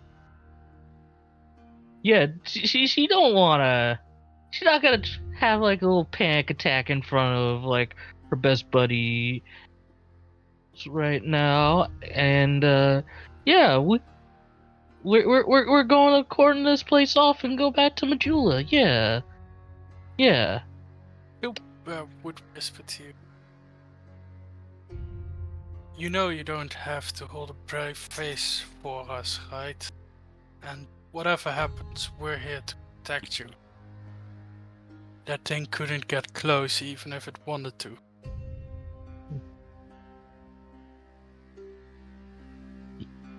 Yeah, well, we shouldn't keep folks waiting. Defenses and all, and still got some jobs to do on the side. Atlas kind of like says, I am sure that in our absence, the Phantom Thief has been hard at work procuring great resources to usher the defenses of our hamlet. and then the thing cuts to Signis setting the fucking pan on fire and just screaming. No, I think at this point with Goodall's help, it's just like, okay, Yeah, this is actually like really fucking good now. Okay, so Breno was the remedy to your linguine. So are The thing you? is, Signis has cooked for the party before and it was good. It's just that I think he fucked it up this time. I was a little bit thrown off here. So you guys are both the salt and sugar like canisters Shakers. in this the salt and sugar shakers in Drangleic are opaque and not labeled. I just imagine he accidentally used some of the salt water that needed boiling to make the salt instead of the actual just water. In that case, you guys will be. I think you used the wrong word right there. Repair on the chat. That's the bad version of the word. Oh no! What happened? You don't have to say it. I'll look. Yeah, just look in the chat. Oh no, yeah, no. I know what you mean. I don't think that's the term though. I believe it's what it is. Wait, hold up. But okay, so you guys go back to back through the tunnel. Again, it's not a long walk by any means, but you know come back into what is like the main sort of like room with the with like the water, like the mechanism for the floodgate rather, and from there you go back to the sort of like rotunda room and then back to Majula. Again, the tunnel itself is kind of like segmented in like this different sort of like rooms, and eventually you return to Majula. Roughly, the walk itself from Majula to the end of the tunnel that leads you to Heights Tower of Flame. It is roughly, I want to say like a grand total of like 10 minutes of walking, which again puts into perspective just like the weird sort of like jaunt that you guys were like pushed through. And also, yeah, thank you. It is indeed my birthday. So I will move you guys back to Majula. Now I'll get rid of this like horrible fucking drawing that I just did. So again, sort of like 10 minutes pass. That's a penis. That's a penis. Wow, what a freak. Guy looks like a dark penis. Is it the same? Does it feel as far back as it did that we walked to? No, it feels roughly the same distance. Like it's like like I said, it's like a grand total of like 10-minute walk from the point of exit of the tunnel to back to Majula. Yes. I was curious if maybe the teleportation worked different. Sending good vibes to the flaming cowgirl. Thank you. I'm sure Ace will appreciate that a lot. Also, it's basically it's the same direction, same distance rather. So eventually, you guys come out of the tunnel. By this point, the actual like channel that is connected to Majula is already flowing because of your efforts to unlock the floodgate. You see as some of the villagers begin to kind of like draw water from like one of the nearby wells. Clean water seems to be perfectly clear and crystal clear. You see as the villagers, the moment you return, a couple of them just kind of walk up to you and go, "Thank you, whatever it is that you did, it fixed the aqueduct." Atlas will kind of like, nod and say, "We will be here for around 3 days. In the meantime, while everyone makes preparations and bolsters the defenses, anyone who wishes to learn about such mechanisms can come to me or Ace for instructions on handiwork. They nod, and you do get a couple of people that say like, teach me, you know, some of these citizens. You know, they seem to be very eager to just kind of make this place as good as possible. Yeah. So you do hear like a couple of people that are interested in taking, you know, classes with you. Rock, since he's got work to do, and also we got a place we're potentially going to be investigating later the next day, we'll ask the party if they have anything they want him to work on, any potions they want him to brew or anything of the like. Okay. And he's also going to be examining the seed as well. So basically just like hey, if you have any alchemy work or anything you want doing, let me know. No, and I'll get back to you on that. The ones that make me bigger are really useful. Yeah, I mean, hey, ask Signis for those performance-enhancing drugs. Also, Signis gave him an empty vial of one. He's and he asked him to make it. Rock doesn't even know how it works yet. He's got to reverse engineer that shit if he wants to. First, he's gonna figure out everything. Go ahead, Maureen, what were you saying? Schubert will pick something and carve in the floor, do not enter, at the entrance of the cave. What did I miss? The party just returned to Majula. They're just kind of figuring out what they want to do for the rest of the day. Saying this is still in the manor, probably just setting the table, fucking preparing for everybody to have food. How many days was it of travel? It was only like a little bit under a day's worth of travel, because of the shortcut. Yeah, I was curious for the language check. I will say you will have enough time left in the day to do some training if you want to like get that in. So if you want to use the rest of the day to just get the language training, I'll say we can. Nice. How many days did I need to hold? Yeah, how many days did you have in? Let's check the language real quick. 6 out of 15. 6 out of 15? Okay. Yes. Do you want to cram again or just let Always. this one? Okay, sure.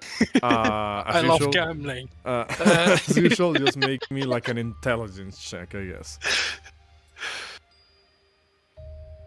Perfect! It only failed when he was angry at Valencia. So you knock off Amazing. another 3, I believe, days. Yes. In avoid of your thing. Okay. So as shield bearer, that's what you're gonna be doing for the rest of the day. I'll say Fern is around. You know, he was just basically helping villagers unload like supplies from like the caravan that they're gonna need to fix this farm up, which I believe that's the upgrade that you guys requested first. So the Fern, once he's done with that, like he's able to help you out in your language lessons. Mr. Shieldbearer, let us continue. And so as shield bearer, what are the rest of y'all doing for the rest of the day? I am going to be rolling an herbalism kit with my natural philosopher for basically. After Rock will ask Ace if he could regain the seed he had given her from the hut, because she has it in her little bag of holding. And I will then, and Rock will kind of just go to his room and begin doing herbalism as he's examining the seed to make sure if this is a seed capable of reproduction, and if so, does it look like it'll grow into another giant, just a tree, or is it just a seed that does nothing outside of its effects? Yeah, you kind of noticed like part of the day, Ace was in a bit of a haze after shenaniganry. Okay, So that's a 24. And Rock will mention to Ace if he knows they're a bit dizzy. He will ask. He will offer her choice between a bit of alcohol he got because it's a substitute for anesthetics and such, and also for disinfectant. Like, it's just drinkable stuff, or tea, or calming herbal teas to help her relax. Because if she's a bit dizzy and in his face, like, hey, maybe here's a drink if you need something to drink if you need something to kind of calm down a bit. And also just mention if she needs to discuss anything, he is always open, and similar with his medical practice, he does not judge if you need something to talk about.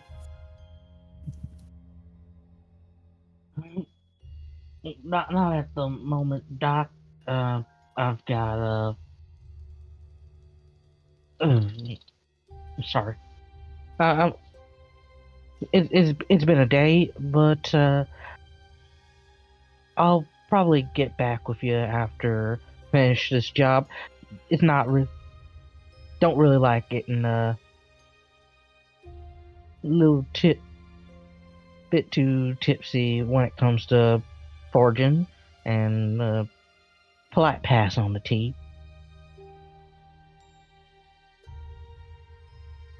And Ace is going to also, actually, would you, if in a bit,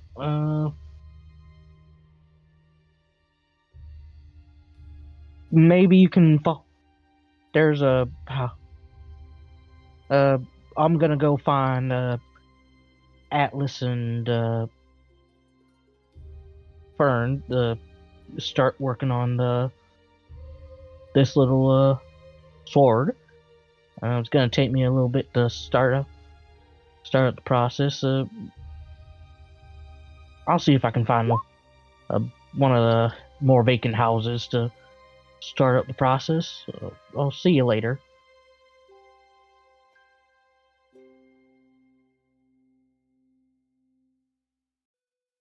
Okay. Vorti, are there any empty houses that have chimneys? There's a handful of houses that have chimneys, yeah. So what Ace is going to do, because this is more of a good sort of a cruder job.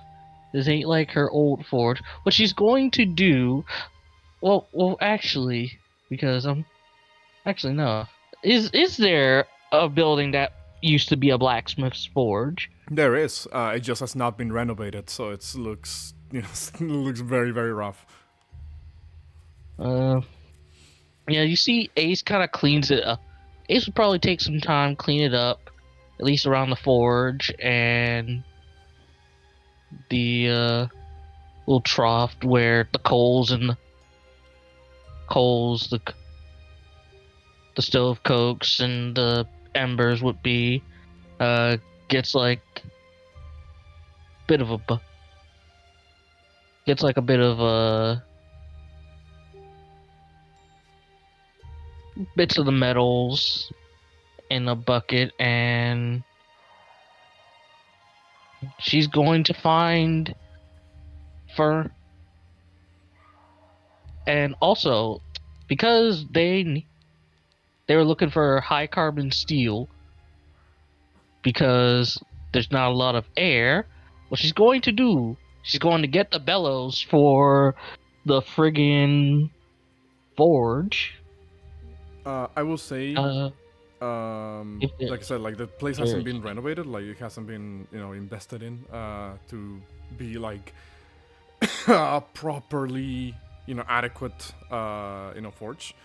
So, what are you exactly you're trying to do here? So essentially, she's making do with what she's got. So essentially, clean up around the space, and she's going to make it to where she can trap the air that would go through the chimney of the forge to make it heat up, to give it a bit more heat. Okay. What are you trying to craft or do here exactly? To start on the crafts for the sword, because if y'all remember my friggin' calculations for making the sword, with the four of us who are all proficient in Smith's tools, we could finish this in like half a day. I will say, you would be able to finish it in half a day if you had the proper work environment to do so. Because you guys haven't invested in the reparation / renovation of the forge. You're effectively crafting at half speed, as it were, while you're using this. Just to put it one way, I know that's not precisely like a term, but that's the best way I can like phrase it. Rabbit's asking what did Ace still rock, because his Wi-Fi cut out. Long and short of it, Ace was like, thanks, but pass on the drinks for now. She's going to start cleaning up the forge and go find Atlas and Fern to go work on the sword project real quick. Alright. So yeah. So mechanically speaking, you would use the rest of this day to get the project started, and then half of the next day to actually craft it. You wouldn't be able to craft it in just like the amount of work hours that you have left in this day. Mm-hmm. Because you're effectively, like I said, crafting at half speed. Sure, if that's what you would want to do. I will say, however, Fern is occupied doing, the classes with Shieldbearer, and he can't be in two places at once. Yeah, essentially she'll go, like, when class is over. Well, that's the thing. Well, that will take a while. Yeah, this is so taking the rest of the day for Fern and Shieldbearer. She'll find Atlas to start the process, and ask Valencia to have Fern help us out in the morning. All right. How's my 24? Like, oh, go ahead. Sorry. Yeah. Atlas was just gonna basically say something to Ace, but if you're solving that, go ahead. Yeah. Sorry, I didn't notice the roll. My bad. What exactly were you trying to discern out of the seed?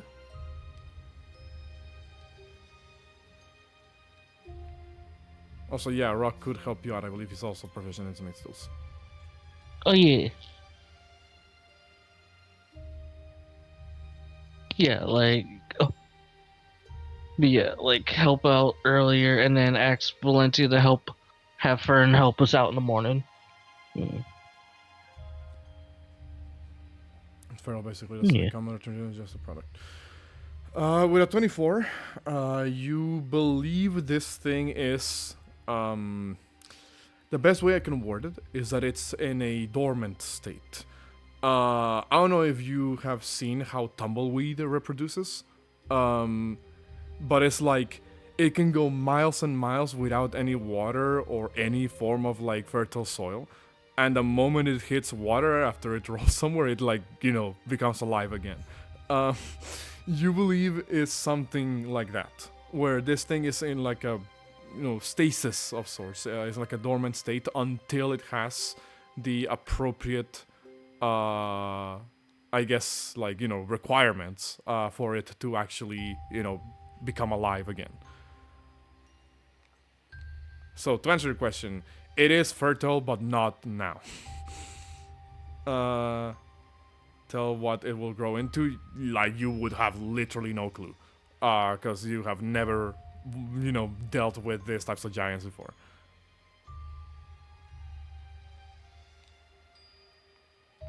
Obviously in the other session, you theorized that it could, grow into another giant, but you wouldn't know that for sure.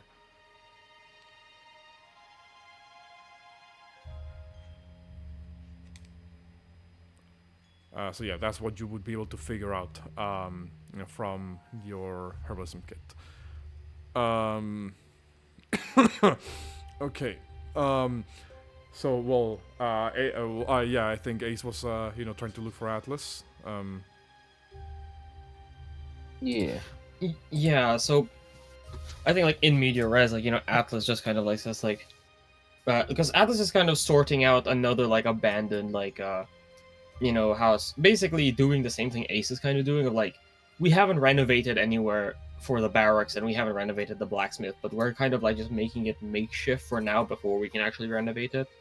So it's like half done or something, like like not even half done, like 10% done. It's barely usable. But when Ace approaches, like Atlas just kind of says like, I believe that this process,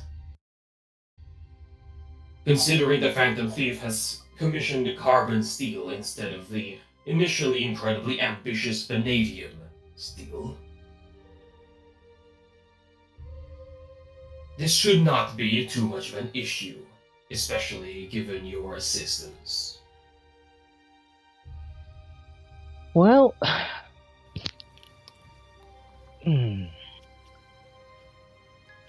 with the materials I got from Fort Cardinal and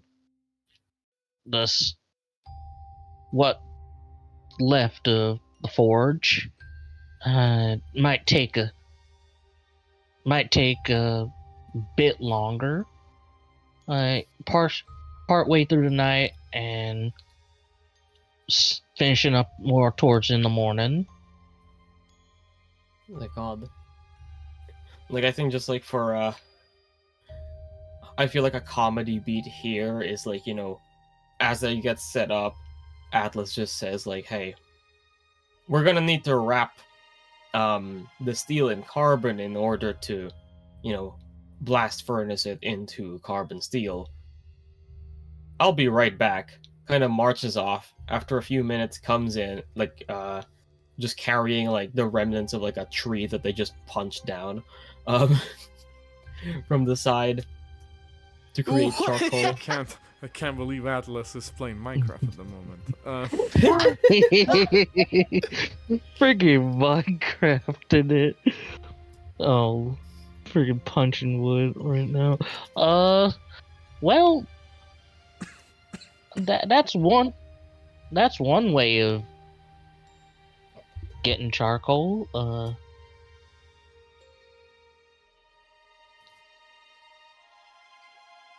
Do we have any form of ceramic? Any unused pots or vases?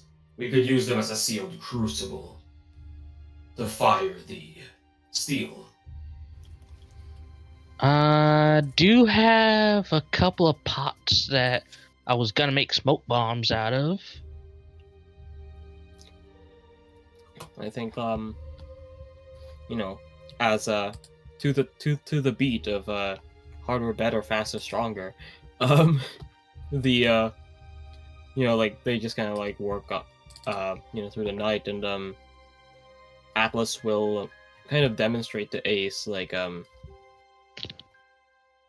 This is more advanced technology than I can properly lay out in layman's terms. However, my suit, the Strategic Assault Mech, comes equipped with a variety of gadgets, as you already have observed. I am still working on getting all of them back online, however, I have prioritized this one, the Flux Cannon. and The moment Just you kind of say like- it's a cannon, you see Ace got like starry eyed, like.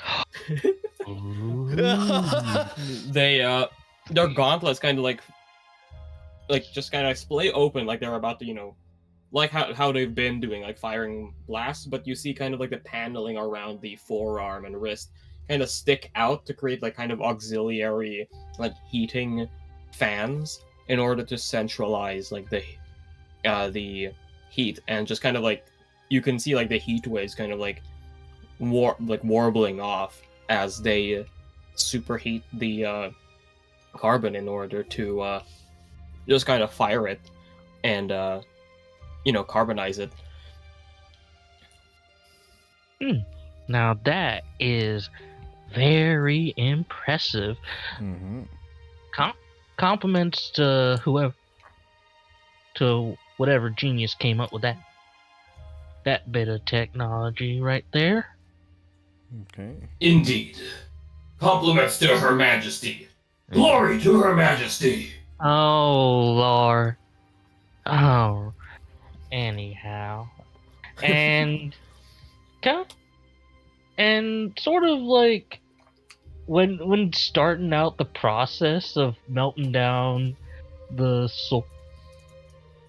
metal, heating up the metal, you see like before things she starts everything, you see like she takes off her hat, takes off her jacket and vest, her duster and vest, rolls up her sleeves and unbuttons her shirt a little bit. She lays out her tools, and you notice, well, you probably saw this a little bit in the fight between her and Valencia. She kind of clasps her hands, goes like towards her chest, and now that you can more see it properly, like it looks more like where her heart is, or where it would be on like a humanoid creature, is like almost exposed flame, but not burn. But it's weird because like it would have burnt her clothes, almost like magically cooling her. Like she might be magically cooling her own fire. She kind of clasps it as almost white, like a lighter yellow to almost white fire is there. As she grabs the metal, like bare hands, and starts to heat it. As she says something in Primordial, her eyes start glowing. As she goes to cast Burning Hands to kind of light up the forge. And then heat metal to start up. The fucking two like blacksmiths working here like forge metal through their bare fucking hands. Mhm. Like both of them do that, which is fucking insane. I will say, Rock did offer to also help out here, to start the Yeah. process. But that is pretty fucking raw. Forge metal through your, through your bare hands. Also, my reactive image was not working there. There we go. Now, so that's, I believe that will constitute what the three of you are doing for the rest of the night. Assuming like Rock helps out as well. So as Rock, Gilbert, AR, Ace, Signis, Valencia, what are you guys doing for the rest of the night? Signis is gonna go and start handing out the fucking food. What would you have cooked, just out of curiosity? Honestly, I think what sort of like cooking utensils would have been available in the just gonna say roughly whatever you would think of. The mansion, quote unquote, that you guys are using as your place of dwelling in Majula, is probably the most intact building out of all of them. So it still has like almost every utensil that you can think of in the kitchen. Yeah, I think Signis was probably like, I think he probably just like roasted like a deer or something. Sure. Just fucking in like a hunk of like a deer or rack rib roast or something, with like a salad on the side. Just fucking fucked up the salt content initially, and once Gwynalt came in, he was saved. Hey, but don't let anybody know. In fact, Gwynalt will go around with you, kind of like handing out like the plates, and he'll be like, as he hands out like the plates to just anybody, he would probably make like a couple of comments like, huh, should have seen this one, a whole sorcerer in the kitchen, huh?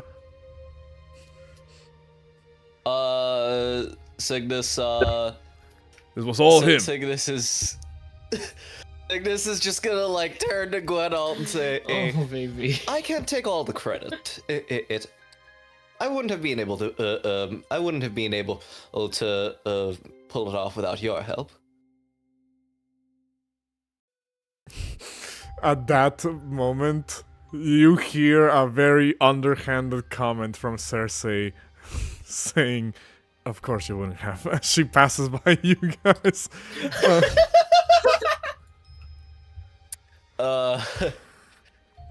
High spec made. Signis is going to completely ignore that comment. Valencia, meanwhile, immediately clocks onto the fact that it's Gwenol's cooking. Here's the thing. I rolled the thing, so technically it was both of them. So it's probably got like slightly. It's definitely like Gwenol's like sort of style, but I think there's also that bit of like a Signis flair to it. Yeah. All right. But yeah, you would be handing, like the plates of food over to everybody. I will say that doesn't take up the rest of your night, but if you can't think of anything else that, Signis would be doing, then... Signis is gonna go up to Shalquar and see if he can buy something. Okay, sure. Shalkor will look at you. She's currently laying on one of the buildings nearby. She kind of just... she basically is anywhere she pleases, honestly. So, like, the moment you find her, like, she looks at you. She kind of stretches, does a cat stretch, and then says, "To what do I owe this visit?" I would like to purchase a few goods. I believe if you have a small selection of rings with various effects. Taking something from my secret stash? Sure, I will spare the items if you have the means to afford them. What does the Ring of Whispers do again? Give me 1 second as I pull out the fucking thing.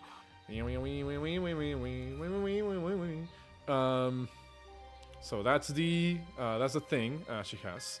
Remember, she uses souls as currency. She does not accept gold. I am aware. The Ring of Whispers. Let me double check what that one does, because I have it. Have a lot of handouts here that I need to reorder and organize. Speaking of, where the fuck's the merchant hag? Like, we sent her here. She's not here yet because she's an old fucking woman that moves at like... she's 10 still hobbling around the mountain somewhere. Oh my god. Like a 10 feet per second. Or like a feet per second. Alright, here we go. The perfume bottle. Where is... oh my god, it's actually the fucking... It's actually the Firefly perfume. It is a magical ring that allows you to cast comprehend languages at will. Shit, that's good for him. I'm going to buy that, but I'm also gonna see what the Ring of the Evil Eye does. The Ring of the Evil Eye does exactly what it did on the previous campaign, and I will show you that. Is the Ring of Whispers like not attunement? The Ring of Whispers is not attunement. It doesn't say it is. Oh shit. The Ring of the Evil Eye, on the other hand, is attunement. There we go. It is a ring that when you kill a creature, you can choose to regain a number of hit points equal to your proficiency bonus. So once this effect is triggered 3 times, it cannot be triggered until next round. Gonna buy that? Are you buying both of them? Both. Okay. How much is that total? So that would be Ring of Whispers, that's 350 souls. And the Ring of the Evil Eye is 500. 850 total. Mm-hmm. Do you have enough souls to afford that? Yes, I do. I have 1,945. Okay.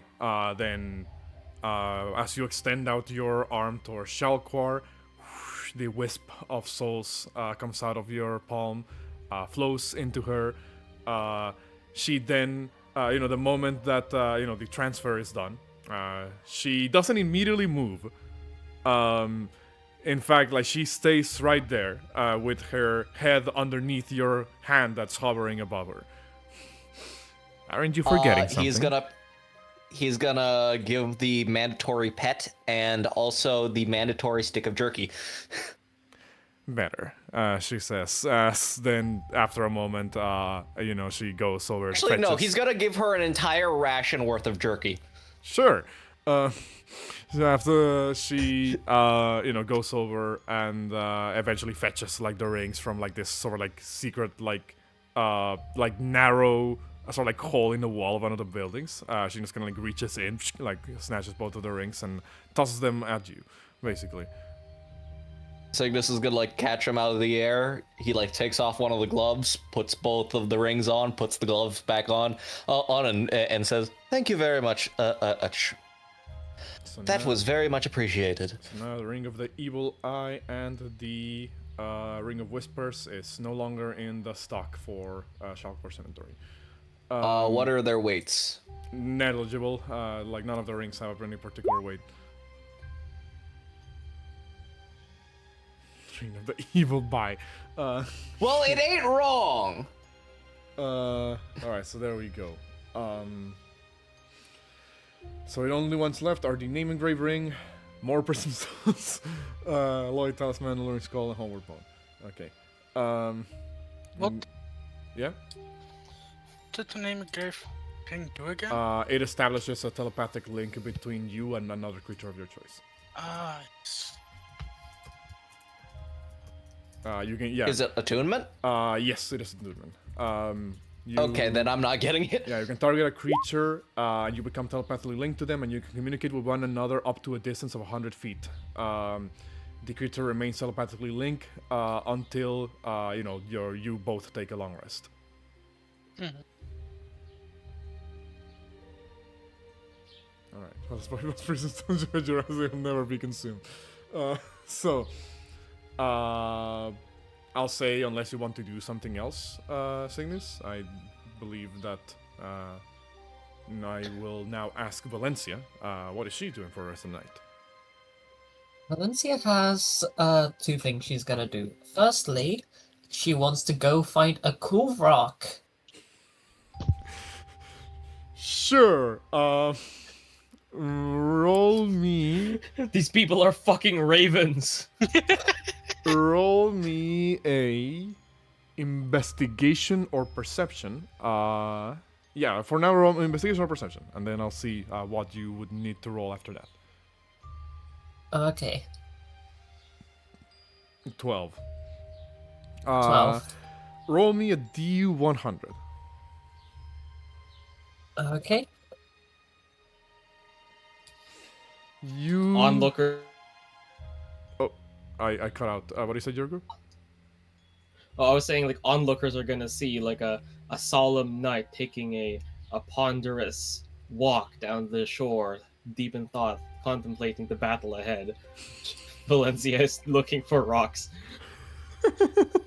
Valencia's looking for rocks to give to the warrior queen. Okay, so Valencia, you spend a certain amount of time kind of going from one end of the village to the other, around the shore, places where you believe you could find something cool. You eventually wind up nearby the shore, where you will see that there is indeed a cool rock that you see jutting out from the sand. A rock that has been presumably buried for quite a while, that has been buffeted against by the incoming waves of the ocean, making it so that it's now kind of partially caved and smoothed in on one side. So it kind of looks like a hook-shaped rock, basically. But like, wide, because this kind of has like a wide area. Valencia will pocket it for... Actually, I guess we might as well just do this, like, skit now of... What is Atlas currently up to? working in the forge with Ace and Rock. Yeah, forging I'll- a fucking blade with their bare fucking hands. I just imagine Okay, Signis Valencia will use it walks for laser around, then. gets to the. Hold on, I Nathan. imagine Signis walks around, gets to like hands over like the dinner, and they just like fucking just leave it on the fucking side. We're busy. Basically. What were you saying, Katya?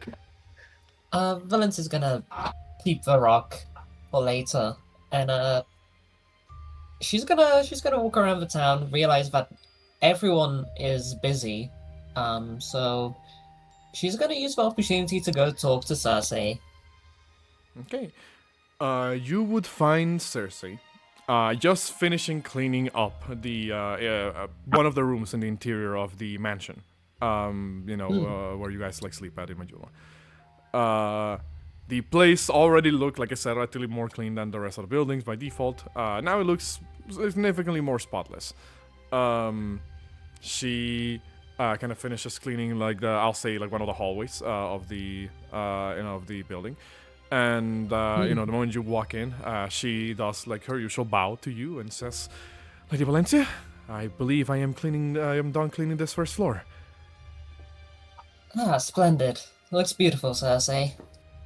I want this place to look hospitable, considering that we are staying in this town once again for the foreseeable future. Mm-hmm. Didn't Signis also just recently clean the fucking Well, yeah, manor, but so she she's saw just how you were cleaning it cooking and she again? didn't trust how you clean.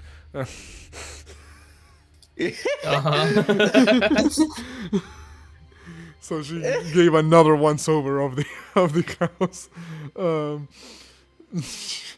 She Wait, can we see how? Can I roll something to see how well Signis cleaned? I mean, I'm just gonna say, like, if there were any spots that you would have missed, like, she probably would have gotten around to them at this point.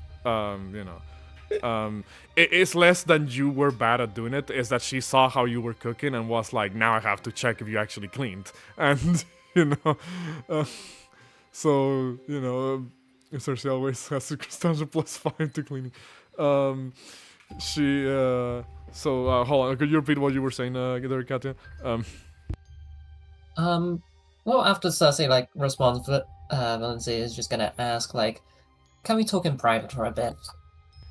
Of course. She puts cleaning supplies to the side. The hallway they're currently in is just kind of like adjacent to like the guest rooms of the mansion, so she can just really open up the door to those real quick, and you're basically just the two of you in this room.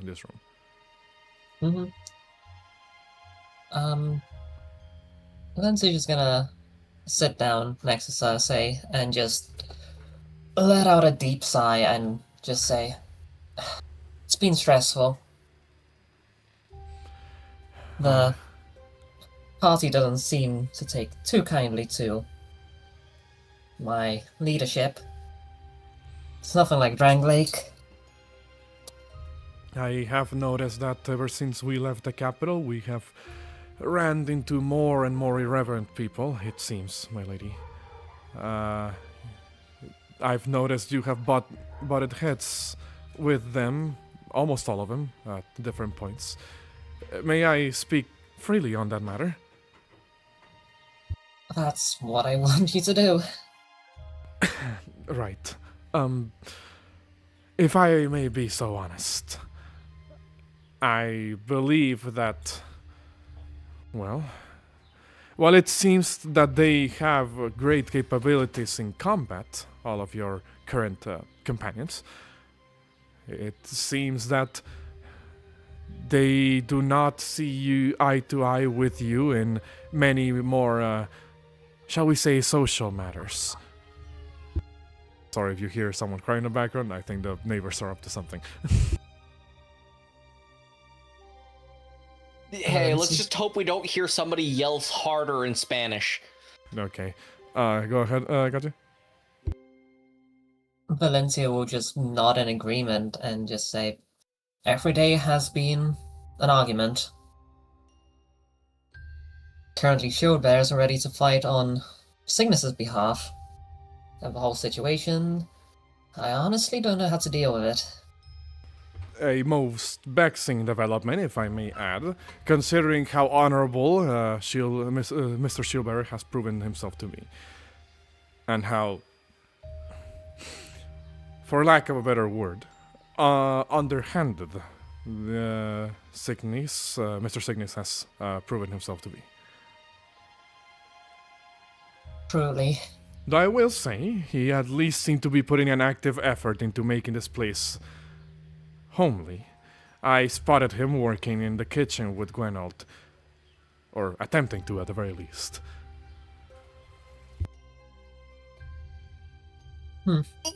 Is this just gonna be the joke now? Like the fucking like Signis has cooked for You the party you messed up before, one. but the one, This is going to curse you forever now. the Good job. one fuck Yeah. up, and this I is mean, gonna again, curse me she's never seen forevermore. you cook before until today, and she saw that you were doing it wrong. So, like, yeah, Cersei is a little bit judgmental at the moment.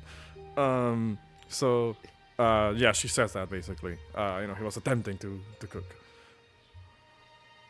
Yeah, Lynn's gonna be quiet for a short moment and just ask, just like, what do I do? Oh, you're asking for my advice, Lady Valencia?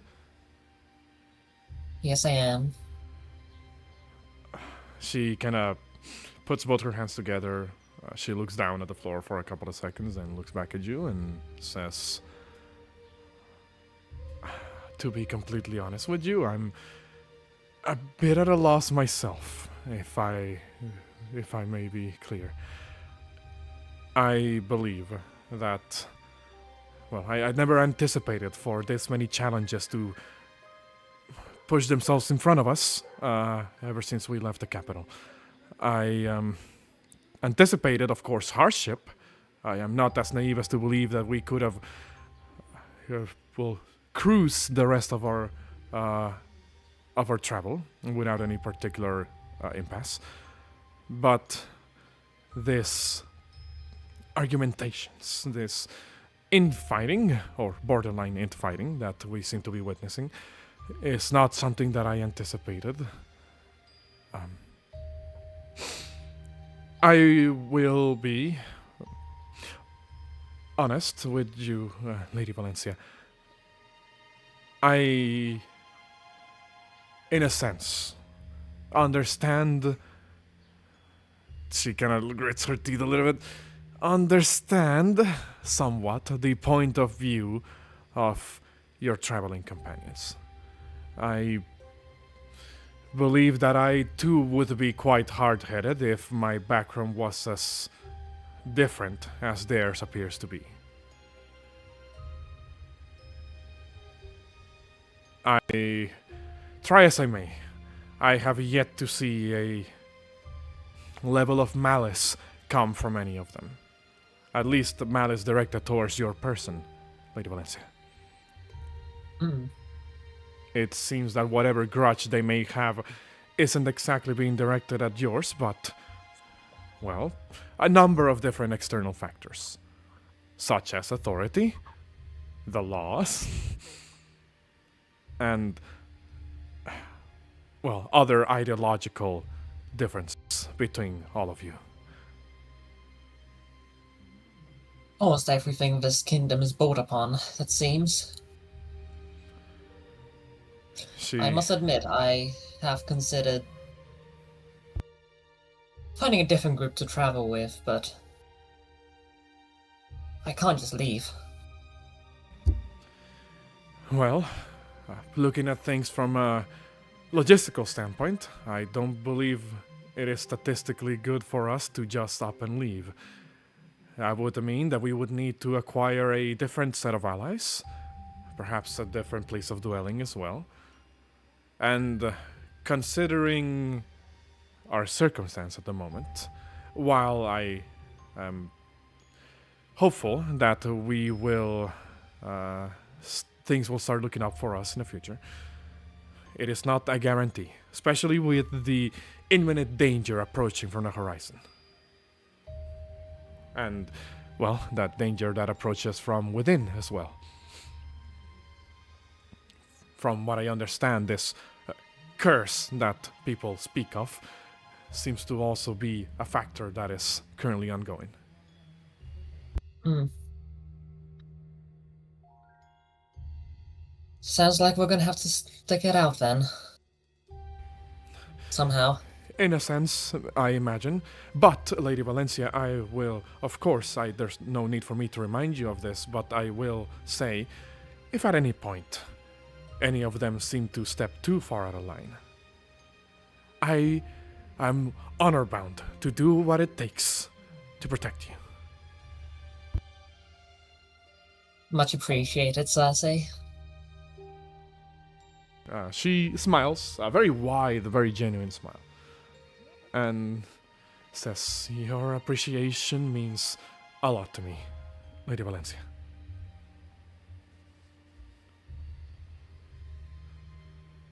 Okay, Go ahead.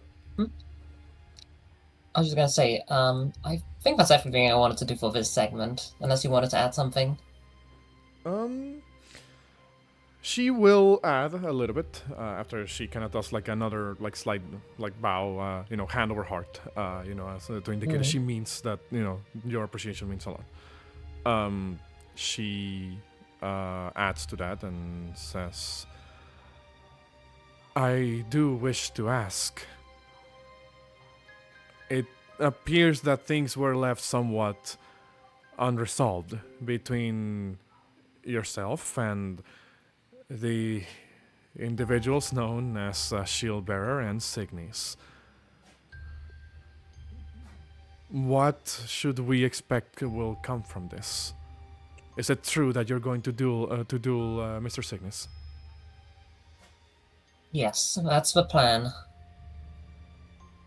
If I win the duel, which I most certainly will, Signis will go to Duke Saldora.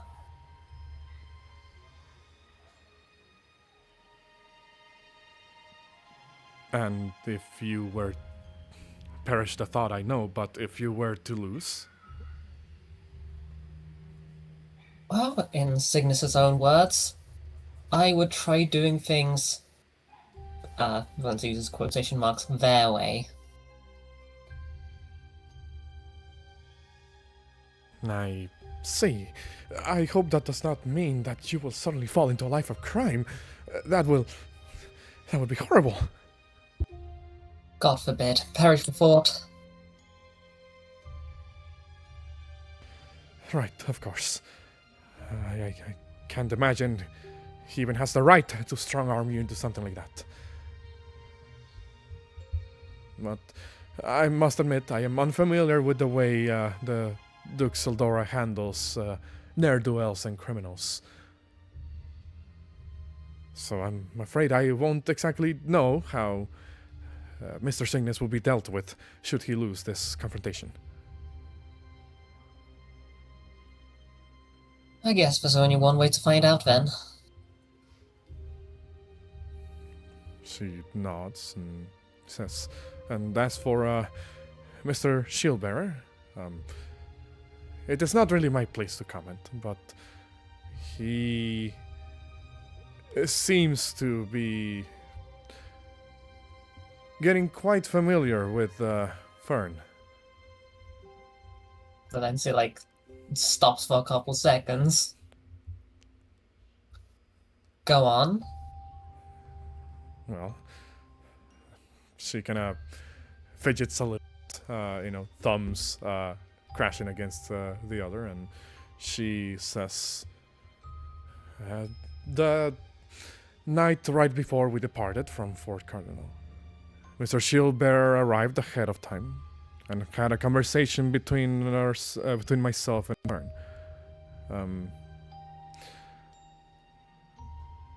He mentioned a couple of things regarding his displeasement of your handling of leadership.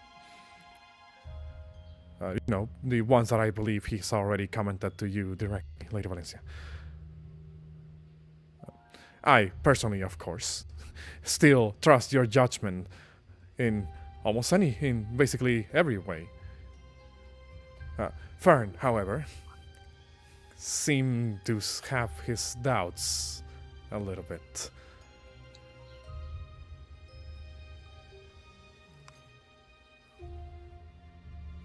Valencia once again just like thinks for a couple moments and just says, "I should go talk to him then." No, please do not. I do not wish to think that he is being insubordinate, or, dare I even say, negligent of his. It's probably nothing, but I just thought that you would want to know, Lady Valencia. I wish to at least know what he thinks. She nods and says, right, of course. I am duty-bound to teach him the Code of Honor.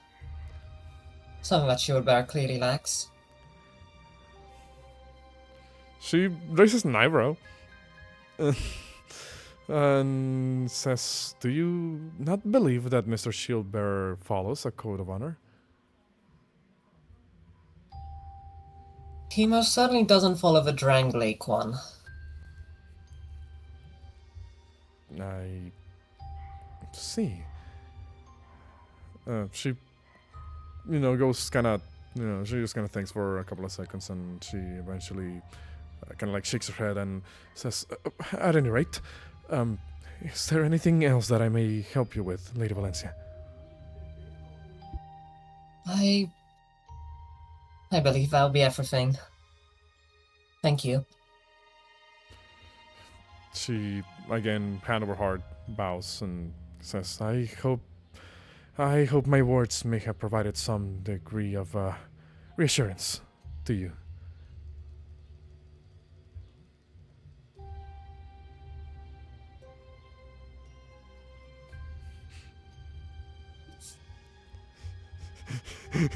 Valencia remained quiet.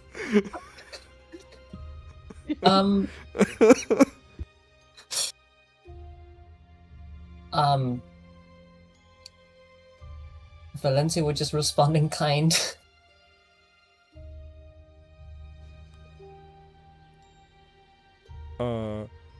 So, hold on. What exactly do you mean by that?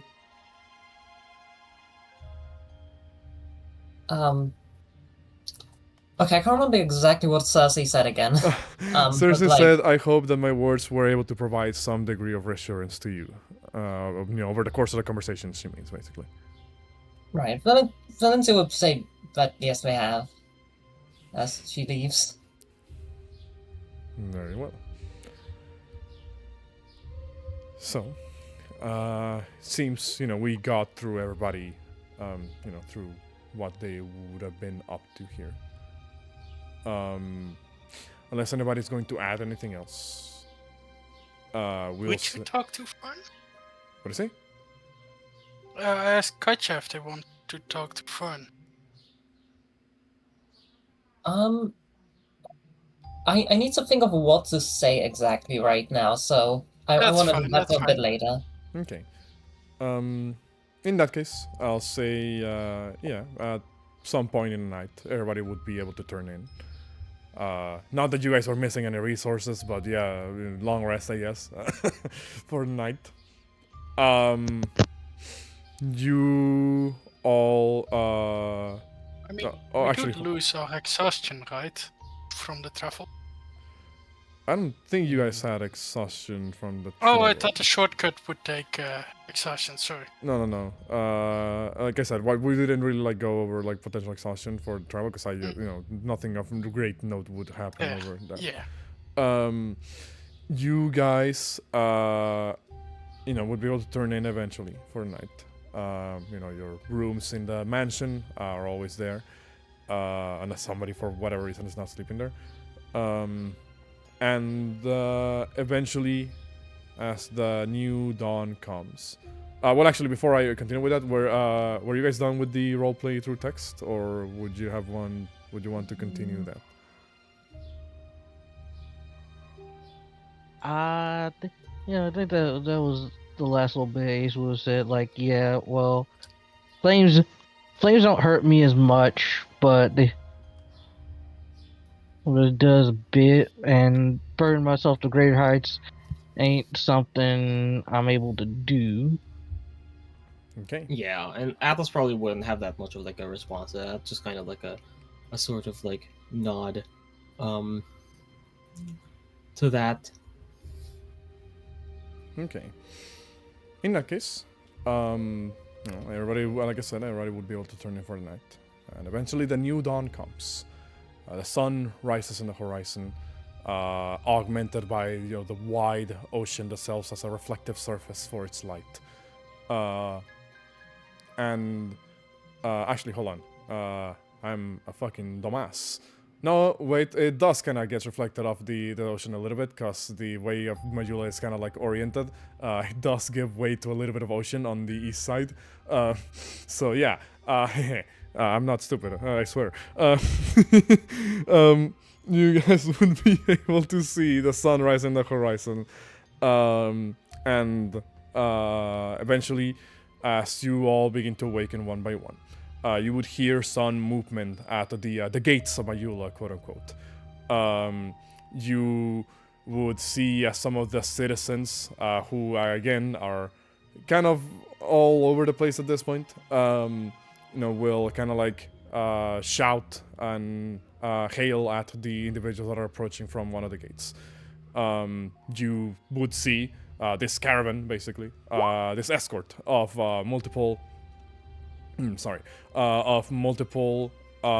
soldiers, Drangleic soldiers, that have been, that are arriving currently on top of their, their horses. Some of them are on top of horses, dragging what seems to be a wagon behind them. Other ones are on foot. They are a combination between regular, like, infantry, royal infantry, and royal soldiers. It seems, for the moment, they couldn't really spare any higher-ranking soldiers at the moment, like the swordsmen or the knights. But for the time being, it appears that this is a decently sized enough, group of Drangleic troops. At the very least, for the size that Majula is. The soldiers arrive, announcing their presence, saying, "Hail! We arrive from Fort Carnival upon orders of Captain Drummond." What's it called? Before, kind of like in expectation of their arrival, Atlas would have actually like woken Valencia up really fucking early, like at the crack of dawn, before, basically just kind of saying, Lady Knight, the company sent to us shall arrive soon. Stand with me at the gates. This early? That is the march of a soldier, yes. Are aware of this. Valencia takes like a couple more seconds, wakes up properly, as like, oh, yes, of course, right. Jumps out of bed and starts getting ready. There is also another individual that is at the gates, like a little bit further away from the soldiers. And you see that she speaks over to the soldiers as you guys are kind of coming in to meet them. And she says, "Sweeties, I was here first. No need to cut in line." As you see, Merchant Hack Melentia is currently here at the front of the town as well. Yeah. Yay. And I believe I've said this before, but just in case, if Schubert does not need to do a watch, he will always wake up early to go for his morning walks. Okay, of course, yeah. In that case, you probably would have been amongst the first people to spot the the approaching soldiers and Melentia. So I guess AR, Shieldbearer, and Valencia would roughly be the first ones, here, to see this. Atlas, like, as they're walking out, like, Atlas will actually, like, before that, like, kind of say to Valencia, I would advise that to hold decorum, you apply the perfume that I procured for you. It is a scent given to the Knights of Glamoth in order to attend more formal parade occasions. Is Atlas telling her Valencia that she stinks? No. No. That's not what perfume is used for, you fucking man. Yeah. Like it's Yeah, perfume is just to add. It's It's to that- add that on is top what of you. Like it's not meant to be a. It's not deodorant. Yeah, it's not. It's not not replacement for deodorant. deodorant. nah. You know, as much as Reddit wants to believe that it is, like. I make you. Goddamn. When Like- oh yeah. Oh yeah, no. I mean, I was kind of like just like awaiting if Valencia was gonna respond to that. Like, I was making Valencia- a dumb fucking joke. Hold on, Nathan. Hold on. I got. Valencia just pays like careful attention to like all the lore behind the perfume before applying it. So like notes it down mentally.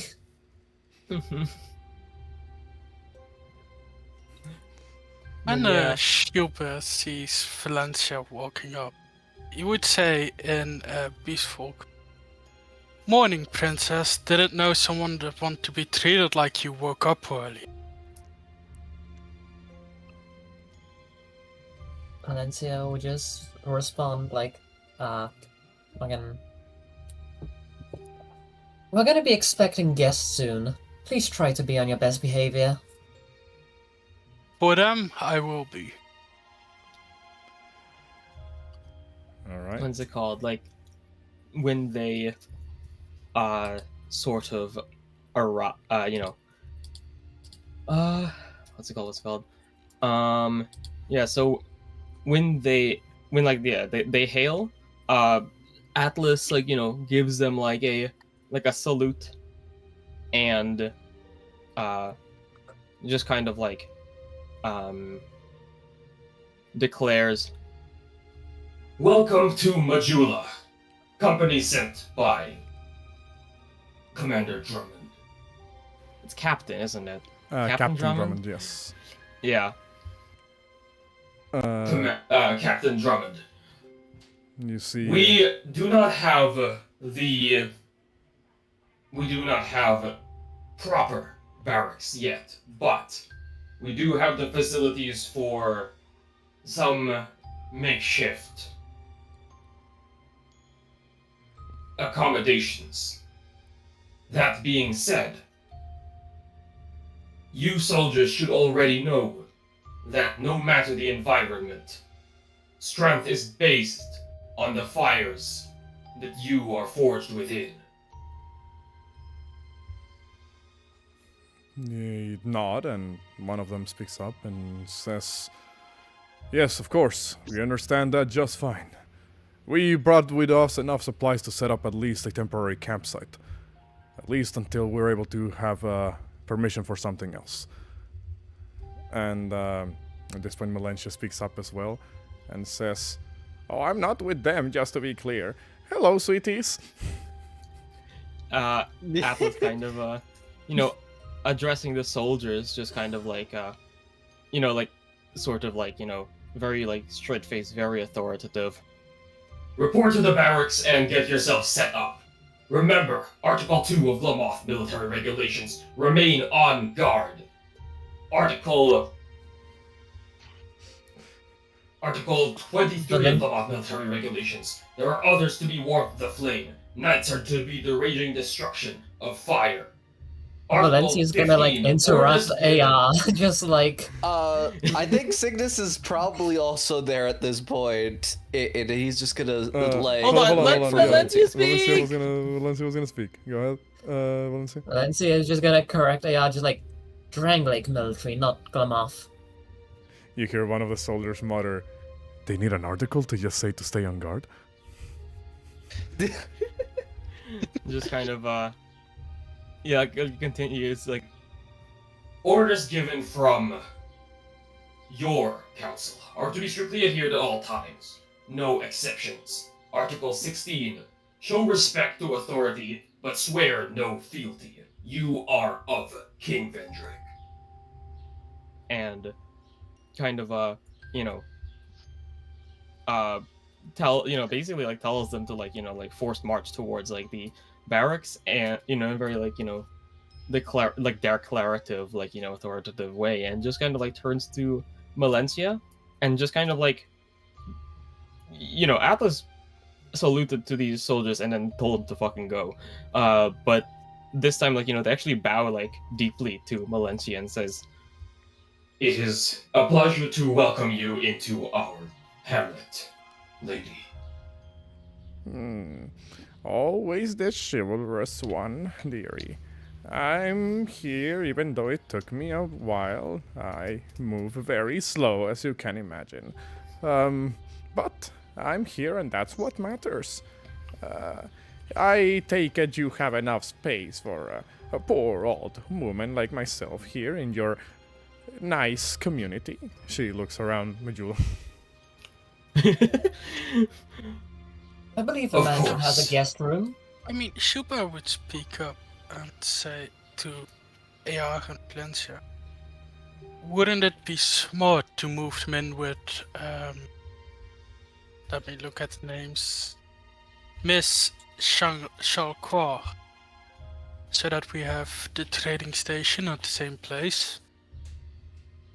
That is a good suggestion. However, I believe that we should first escort this fine lady to the mess hall so that we can have her well nourished and taken care of. She is our guest after all. Of course. I think this is gonna mention that, what's it called?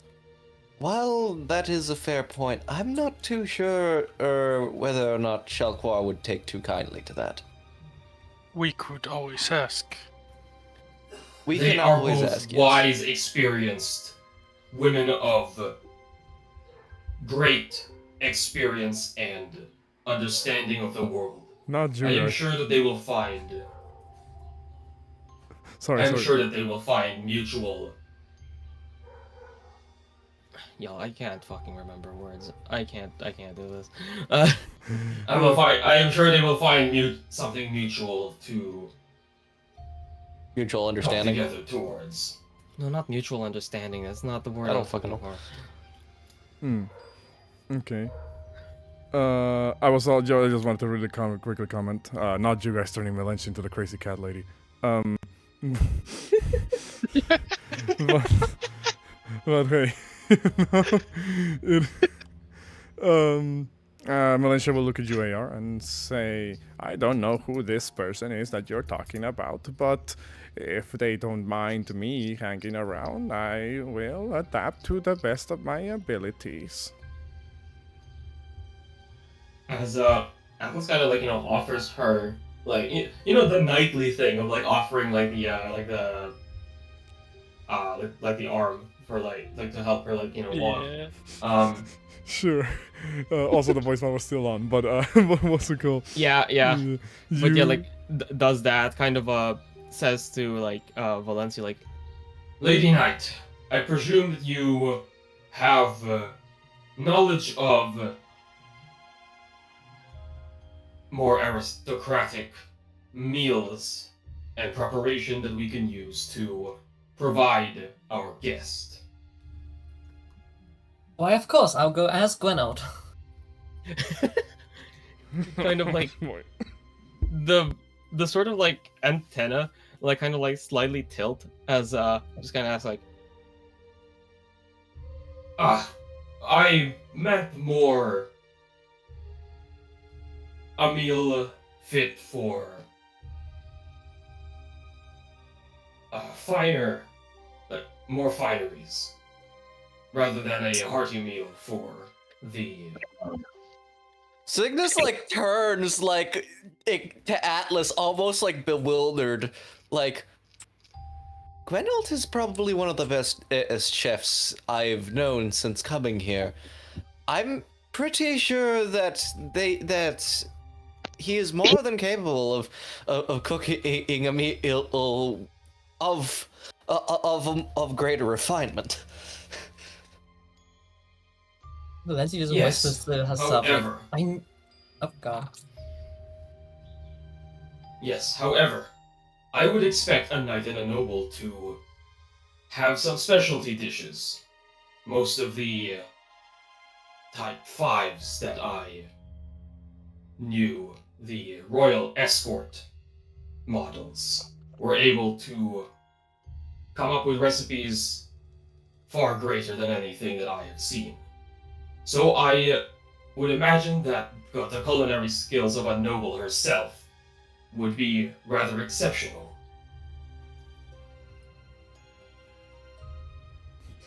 Valencia blinks. Signis like looks at Atlas, looks at Valencia, looks at Atlas, looks at Valencia, just looks at Valencia, and then just like gives her like the most like, oh god looking expression. Like this is the most like fucking, this is the most rattled you've ever seen him. Going out over there in the far distance, he's gonna peek his head from outside one of the buildings, and he just goes, morning meal is ready.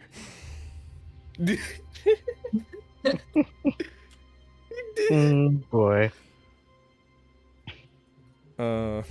Melancha just, while still kind of holding on to your arm, Atlas, just goes, no need to go all fancy for little old me. Whatever it is that you can spare, I'm happy with. That should not be a problem. You are an esteemed guest. There should be at least some distinguishing factors to your welcome. Oh. Lady Knight, I will trust you to provide me your greatest recipe. Come help me in the kitchen. Of course. Oh, would one, if you're treating me with this, and I don't mean to impose, but if you're treating me with this much, kindness and care, would any of you be a dear and carry my bags? What's it called? Her bags are fucking gigantic, right? Like... Well, yeah, she's basically carrying like this sort of like almost like house-looking like backpack on her. It has like a little roof with like a segment that hangs like a lantern. It has like clearly some additions done to it. This looks incredibly heavy for like the frame that she has. You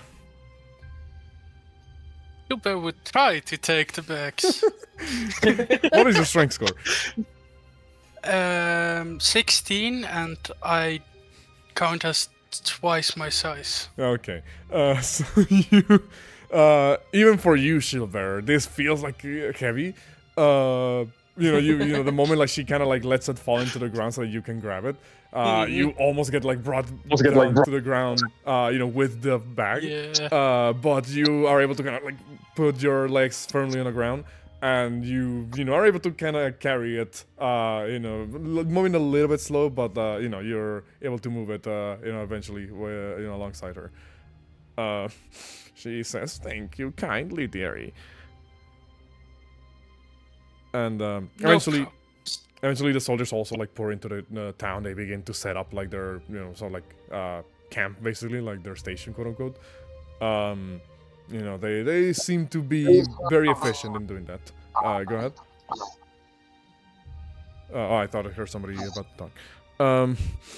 But yeah, you guys are able to get Melancha. I imagine you're bringing her into the mansion. There's an echo happening. That's what it was. Yeah, there's an echo, but I don't know. I can't tell Your who. mic is. Yeah, I can't tell who it's coming from. Is it from Bart? It might. Okay. It might be. Okay. Heal it up in Discord. Yeah.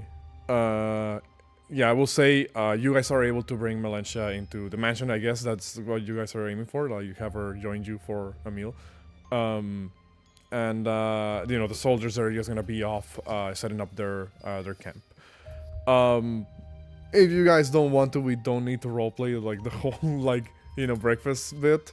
Oh, I want to fucking roleplay the fucking stupid bit with like Atlas and Valencia cooking. Okay. Sure. In that case, I'll say, after a couple of minutes of walking like to the mansion, you guys just sit down, or have Melentia like sit down in like the dining hall.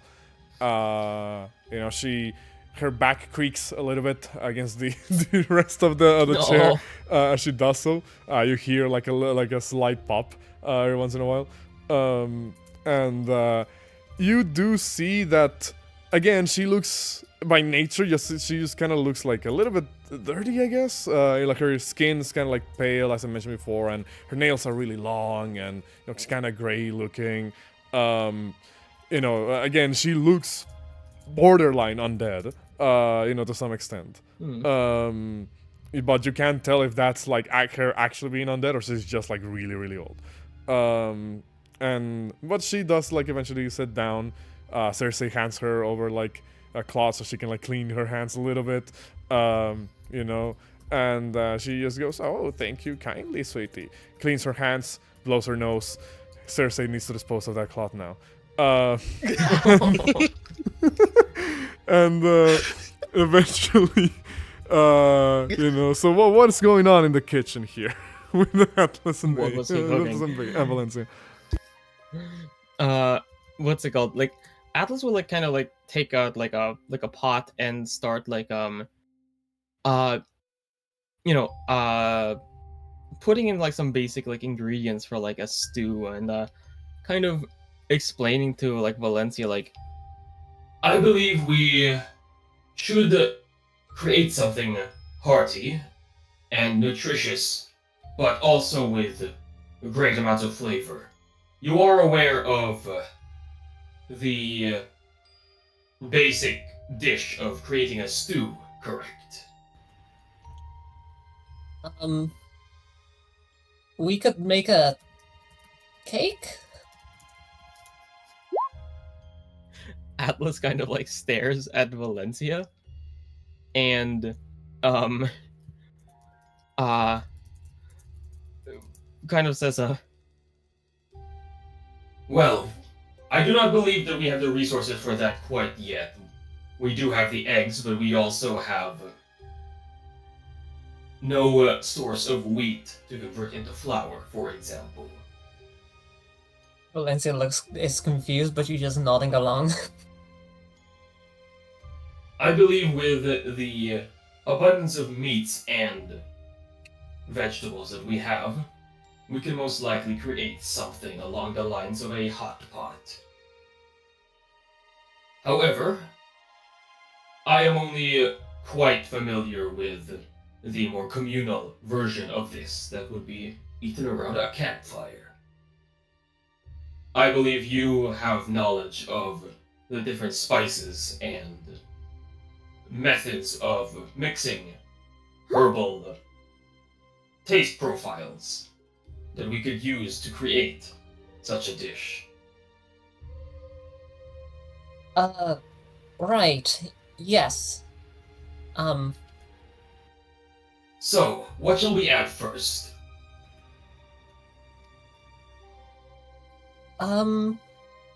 Valencia looks at all ingredients, ponders for a moment. Excuse me for a moment. Atlas Tries to find Gwenald. Stealth check. Wait, did you see what I posted to the chat? Signis. Was it a rock up? Which was was about 2 weeks worth of food supplies for a party with celery potatoes and onions to add to the ingredient list. Okay. Boom, boom, boom. Atlas just like watches like Valencia just like turn the fucking corner and just like knock things fucking over. I assume because of like her just like pauldrons. trying to leave. So she just tries to leave the kitchen and she just sees both like fucking Signis and Gwenalt like peeking their heads past the doorframe. In the distance, like AR just hears just Valencia just calling out for Gwenald as well. She's not quiet about it at all. Gwenald! Gwenald, please. Yeah, what's up? How do I cook a hot pot? Oh, well, shit. Yeah, okay, well, it's very simple, actually. How many people are we talking about here? Just a handful. Okay. It's just there, like, oh god. I'm gonna say, I'm going to assume you mean like a handful, sort of metaphorically, so at least 5, right? Counts his fingers. Yes, 5. He goes, right, okay. He kind of looks around, and well, yeah, Rock did buy like a shit ton of supplies, food supplies for everybody. Yeah. So like he says, oh, right. I think Dr. Rock bought a lot of the of supplies for us, so might need to bring out some of them. He, we'll find wherever location it is that you may have to like put this supply set. Rock, I assume at the very least like the larder or something to that effect of the of the mansion. He just comes back with like a box full of ingredients, and he goes, right, well. Now here's the point where the DM is going to reveal that he barely knows how to cook, and so he doesn't have a recipe for like a proper hot pot. But I imagine I guess depending on the Rabbit Nathan got us. I'm literally a chef. All right, What well the shit, fuck? hit us, You didn't even... hit us with the shit. So when it comes down to hot pot, you usually want a base ace, which you can depend. You can either have a bone broth base, or you can have a fish base. Sometimes even a vegetable or mushroom base, and that's dependent on what you're going to be using. What do you say you were going to say? Probably. I think we probably are going to have like a fish base. We have a lot of fish. Okay, so yeah, so fish base is usually made using dried fish. Okay. Shit, I don't think we dried our fish. Yeah, no, I don't think y'all did that. No, wait, yeah, hold on. I do believe... No, but that's been a couple of days since then. I did. It's okay. Yeah, no, yeah, I was both gonna say... AR and Valencia have drying equipment. I believe also, like, Shieldbearer also... Shieldbearer caught fish. Did he dry it? Yes. I guess he would, right? Because it's rations. Yes, exactly. Dry, Yeah, he okay. used smoke on some... Yes, Yeah, a lot of fish in a lot of different ways. Dried smoked fish adds a lot of flavor to soups and such. If you boil that in water, it brings out a lot of flavor, probably with other vegetables as well, like usually various kinds of like alliums, so like shallots or onions and such are very good for aromatics. Oh shit, we have venison now, don't we, as well? Yeah, we hunt the deer sometimes. What's it called? But like if you want like the signature like sort of Asian flavors, you want a bit of ginger, you want soy sauce, which I don't think we have access to, because I don't think that exists. Soy sauce. You have that. Okay, so I think just in case just to kind of put it simple, we're gonna say it's like a hot pot that you with a fish base, because that seems like the most readily available like meal that you guys will have access to, especially considering that occasionally you guys go fish a little bit or smoke them, dry them, whatever. So I'm gonna say that's gonna be like kind of like the basis that Gwynel's gonna like try to cover for you with you, Valencia. And so he basically repeats what Nathan just told us, basically, with barring the soy sauce bit. What the fuck is soy sauce? Sorry, I don't know why I said that. What the fuck did I just say?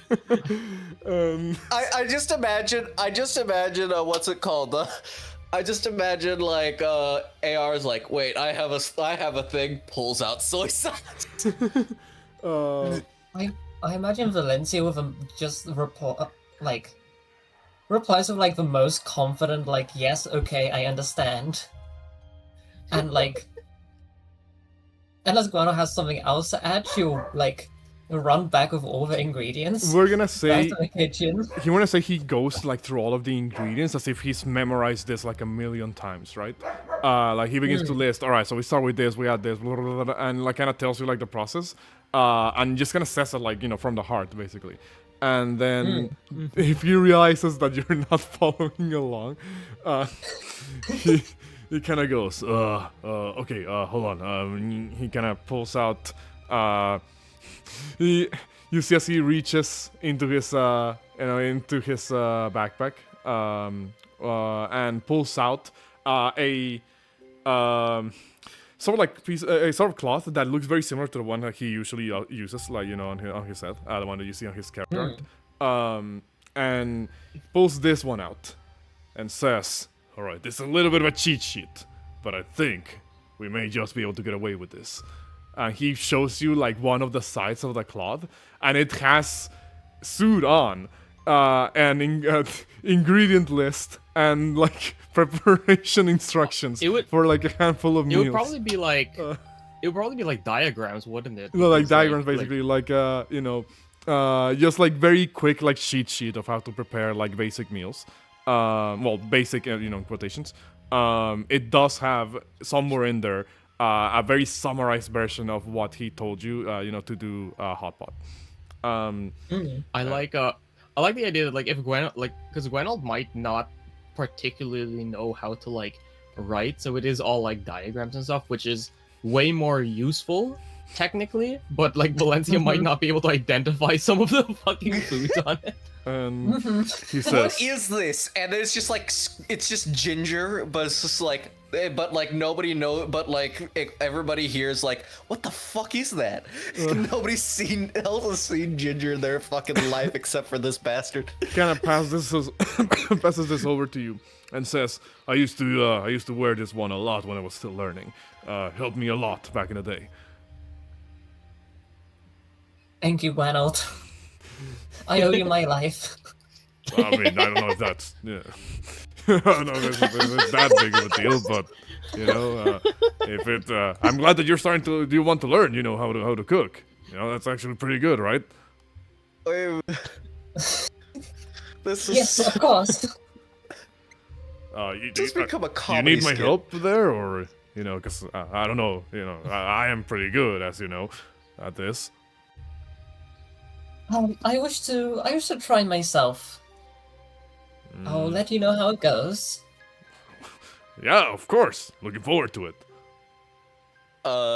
Signis is gonna go over after, or like Valencia leaves, grab Gwen out by the shoulders and say, "We need to save her from herself. I think what's going to be result is going to be absolutely horrifying." No, hold on.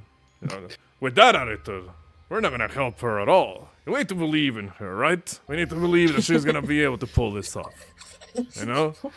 I believe in her capabilities as a possible leader. I do not believe in whatever this is. Now, hold on. Even if she makes a mistake, we all make mistakes from time to time. I mean, hey, just yesterday, I saved you from a mistake, right? "Okay, you're entirely correct there. Thank you very much for that." What is the saying that people use sometimes? Like failure is like the biggest teacher that we can have, or something like that. Yes, that is one way of saying it. I believe the other, I believe even another term is if you don't get it right the first time, try again. However, I feel like what I'm going to witness is something going terribly, terribly wrong. Either that or some stroke of miracle. Well, let's keep a positive attitude, okay? Let's not try to bring this place down with negative energy. By the way, Signis is in his fucking hunter uniform, so this is Jeremiah. This is not him like actually like playing up everything. No, this is just him fucking being real. Gwenold doesn't know the difference because he just assumes you like to dress up. So like he doesn't know when Valencia you're likes to being, dress up. yeah, he doesn't know when you're being serious or not. Like he just assumes you like to dress up. Which is hilarious. I really hope that what's it called? Valencia rolls. That would just make this really We'll funny. see how it goes. Let's not pray on their downfall.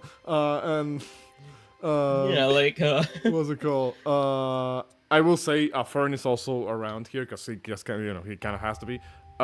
He may have overheard like some of this conversation, but he kind of limits himself to just being on the sidelines. And at some point, like he does kind of like whisper over to you, Valencia, as you like pass by him in like the hallways of the mansion. He whispers over to you and says, "If at any point there's some form of assistance, do not hesitate in asking us." Thank you, Fan.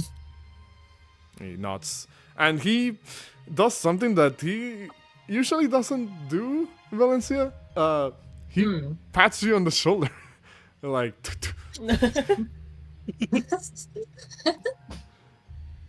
Could Gilbert get Bern to sit with him? Sure, he'll sit alongside. He's waiting in the eating area. And I thought maybe he could, maybe he could teach Schubert the language while standing ready to help Valencia. I'm gonna say like this is the start of it, but we're not gonna count this as like the full day of No, that's learning, fine. obviously. But he'll give you like some pointers here. Also, Valencia did answer your question. She did say like it was a very eventful travel. She met like a handful of like interesting people. And she didn't elaborate more than that, unless you would ask her. I did see, and I did want to respond in a bit. Okay. Also, Rock finally awake, and it's like, what the fuck's all this noise? But with that, cutting back to actually before I cut back to Valencia and AR, Ace would. You also be like roughly around this area as well? I say yeah, because she was looking for Fern. So, I don't know, I got this like funny image in my mind of like the dining hall like table, like long ass fucking table, and it's like Shieldbearer sits down, Fern sits down next to Shieldbearer, and then he sits down on the other side, so now Fern is like in between the two of you. By 2 life gems from Valencia. Dearie, the time for business comes later. Now I need to get some grub in me. I'm fucking hungry. Fuck off. I meant later down the line. Sure, later down the line, probably she will like give you, give you a life gem, or a couple of life gems. In that case, cutting back to Valencia and AR. Valencia, you've been given your cheat sheet and a handful of supplies, by Fern. Not Fern, by Gwenold, my bad. And he, what do you do upon arriving back here with Atlas? So right before entering the room, Valencia's gonna just like look at the cheat sheet and just like try to memorize all of it, and then like hide it away somewhere. And then enter the room all confident with all the ingredients, just saying like, I'm ready. Make me like a raw intelligence check. See if you're able to retain all that information in just one go. At 12, that's above average. It's not bad. It's not bad. So I'll say you're able to retain some of it, yeah? She pops down all the ingredients, and, well, just tells Atlas that, okay, I believe we're ready. Was there an emergency? I heard you yelling for your chef's help. As you seemed to crash through the kitchen and knocking over a few pans. Rest assured, I picked them up and fully restored them to their original place. There were ingredients that were missing, so I quickly wanted to go pick them up. Very well. Yes. Where are they? Well, she shows the ingredients that she picked up from Gwenwood and Rock. Yes, these should work nicely. Now I will follow your lead. I, of course, like you, have a general idea of how to create this sort of meal, but I wish to defer to you in which the order of things, considering you most likely have some tips and tricks that I do not. So I will put it in your full hands. I think the only thing left now is to do the roll. Mm-hmm. So, you can make me. Are you proficient in cooking supplies? First of all. No. Cool. So you can make me a roll using either your wisdom, your what would the other thing be? Apparently, sometimes Constitution is used for this. Your wisdom, your Constitution. You also said dexterity for Signis. Yeah, dexterity because you're like, ooh, a sleight of hand. But I can't imagine that you're gonna default to dexterity for this particular roll, right?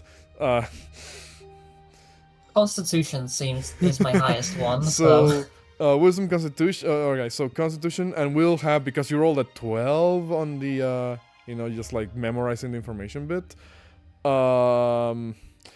I'm gonna say this is a flat roll. If that would have been a little bit higher, probably would have given you like a circumstantial bonus or even advantage on this. Actually, no, you have advantage already because AR is helping you. So it would just be like advantage roll, but no particular. Well, actually, bonus. Yeah. Would it even count for a helping, considering AR is fully like following Valencia's lead and like true. in like accepting orders mode? So Yeah. I guess that would just be like a flat roll. Valencia is gonna bless herself. Sure.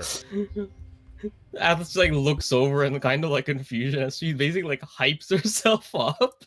Just like fucking With the fucking does verbal anime components. thing where you like slap your own face. Just like, I can do this, I can do this, I can do this. Yes, I presume that you can. You didn't even need it. She can do this. Unnatural Yeah. 20. Okay. Sorry, I was just typing the response to Shield Bear. What's it called? So, what ends up happening here is that over the course of however many minutes it takes to prepare hot pot, you, Valencia, while you may have not memorized everything there was to do about, like the cheat sheet that you were given by Gernald, you decide, actually, this feels like it could taste good if we cook it. And you begin to improvise at some point. You grab whatever you believe could be used, for this hot pot, following just like the general guideline of use fish as a base, you were told. And kind of go from there. This would taste well, this would taste well, this would taste well. Kind of mix it all together. And like AR, from your perspective, it's like, oh, yeah, okay, yeah, sure. this is what Yeah, we're doing. that sounds right. All right. Yeah, that seems about right. And sorry. Oh shit. My bad. You eventually, after like a while of kind of like working your magic, quote unquote, here in the kitchen, you eventually do end up with an end result that, while maybe not the standard, for hot pot, seems like it could be a good experiment. So yeah. I will ask. Yeah. Should I roll like a charisma check to see like how good this looks, considering Atlas is still the one using their hands to create this, even if they're following like the orders there? Sure. Make me maybe like a performance ? Yeah, performance. We'll say performance.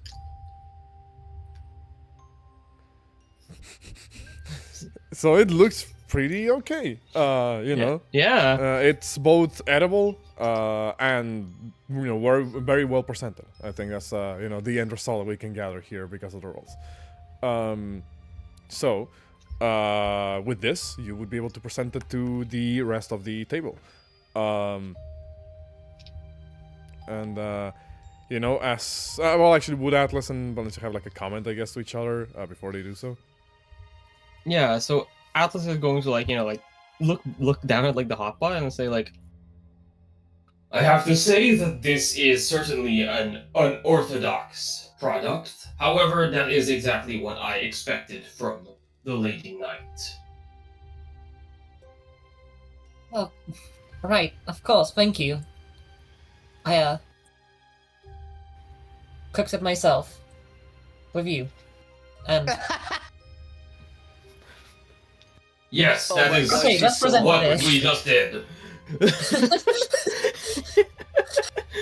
as Atlas carries it out, just kind of says,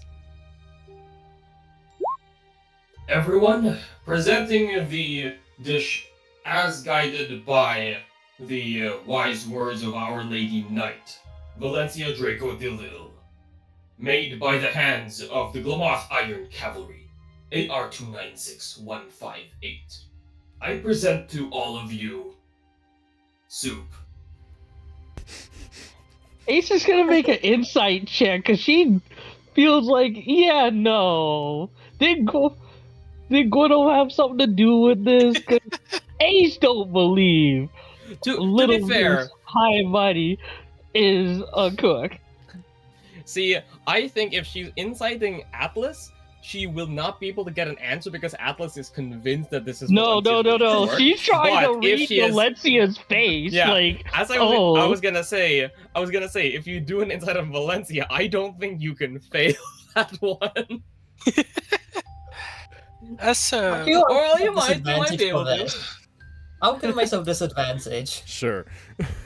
Okay, no, she's holding a poker face. Like, Ace feels like something's I'm gonna up. bardic but, inspiration that. You know what? I mean, usually you call out the bardic inspiration before the check is done. God. Like, no, she's gonna flash of genius herself because, like, she's got that thing of like, Right. So 14. What does she get with a 14, Valencia? I mean, that's. I'll leave it up to you, Katya. What does Ace get out of this? I imagine since she mentioned to Gwenold that, Gwenold will also have, be allowed to have, a taste test. I imagine Gwenold is also in the room, and Ace just catches, Valencia, what's it? Just mouthing out, the words thank you to Gwenold. When no one's looking. He nods, but out of the corner of your eye, you see that when you turn away to address the group, he does that sort of meme face of the plushie who just looks out of the corner of their eye and scared expression. It's like a plushie or a puppet, I forget what it is, but yeah. So just to make sure, just to verify nobody saw that. But yeah, go ahead. As Valencia passes Schubert would whisper to her in beast form. And how did the date go? Lindsay just flushes red. She's like, what are you talking about? More red. More red. Okay. Well, Valencia on her end. She goes. Good. Time to dig in. She does not care who prepared this, as long as she can eat it. You guys, will be able to have a good start of the day with a nice meal. In fact, everybody roll me a D10. Do we get a pseudo heroes feast because of this? You'll see. Okay, let's see. I'm gonna roll a 1 or something, aren't I? Hold up. Where is it? There it is. D10. Okay. That was a 7. Everybody gets that amount of temporary hit points for the meal. Yeah. Oh yeah. Atlas will actually like obviously Atlas is going to like take like a bolt and just like forced march like out of the fucking like barracks and just like go into the fucking distance. Wait, If someone wanted to like follow them, they would see Atlas just like literally like use their jet boosters like fly off into like the fucking woods in order to eat this. Okay. Cygnus would not follow. Valencia looks over, sees you just like fuck off, I guess, and just, you know, as you leave, like she turns to look at everybody else and goes, shy eater, that one. I, on the other hand, begins to fucking scarf down the fucking hot pot. Obviously, most of her features. I just imagine it's the most horrifying sight. Like most of her features are obscured by the hood, obviously. So even indoors, she doesn't take it off. So it's kind of difficult to see exactly how she's ingesting all of this. It just sounds fucking horrible whenever she puts like the spoon or the bowl or whatever it is that she's using, you know, for this particular meal. It's you know, it sounds fucking horrible. And you know, and you're not even able to see like properly how she's actually scarfing this one down. I just think everybody sees like fucking just Cygnus like expression. He's just in his like fucking hunter garb, looking like he's looking around like. This was a horrible day to take things seriously. So, otherwise, well, again, we don't need to play. Sorry. Otherwise, No worries. unless anybody would say or do something specific during this, you know, meal. I mean, I would do something after the meal, but Okay. during not. Same here. We'll we'll say, that yeah, you guys just, you know, eat this as normal. You get your temporary hit points, as I said. And well, after the, you know, everybody's done eating, Melentia kind of puts down her bowl or a spoon, whatever, and she just goes, thank you kindly, dearies. It was quite tasty. Yeah, I She don't. just looks proud. I don't think I've fed properly in a handful of days since my last meal. So sorry if you're hearing music in the background. I think my dad is watching 2001: Space Odyssey. I don't think it's coming through, but yeah. Yeah, after the meal, Schubert would say, it's not a problem, and thank you, Valencia, for making this delicious meal. Why, of course, it's only natural that someone of my standing could cook something this amazing. Sure. Damn. I mean, Schubert looks at Granold. How does he look when she says that? Very good hot pot, Valencia. That was a 10 out of 10. He rubs. He does like the Shrek thing where like he like rubs his belly as he looks at the Valencia. Good soup. Good soup, Good soup. I mean, hell, I feel like Gwenal gives like Signis like a fucking "I told you so" look. Like, yeah. Yeah, no, he does. He does like side eye. Well, not side eye like in a traditional way, but like he does like turn over to look at Signis for a second. Like gives a smug grin to Signis, and he goes I thought, yeah, you see, like look over to Signis. So Signis is like, I am pleasantly surprised. Go ahead, Schubert. I mean, after that, Schubert would look at Melentia and says, shall we settle you in? at a place. Shall we settle this with a duel? No, Valencia. She goes, accommodations. Yeah, I of course would be very happy to have some, dearie.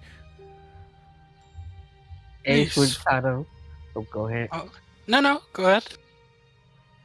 Ace would kind of walk over to Valencia's and say, well, kind of whispering, well,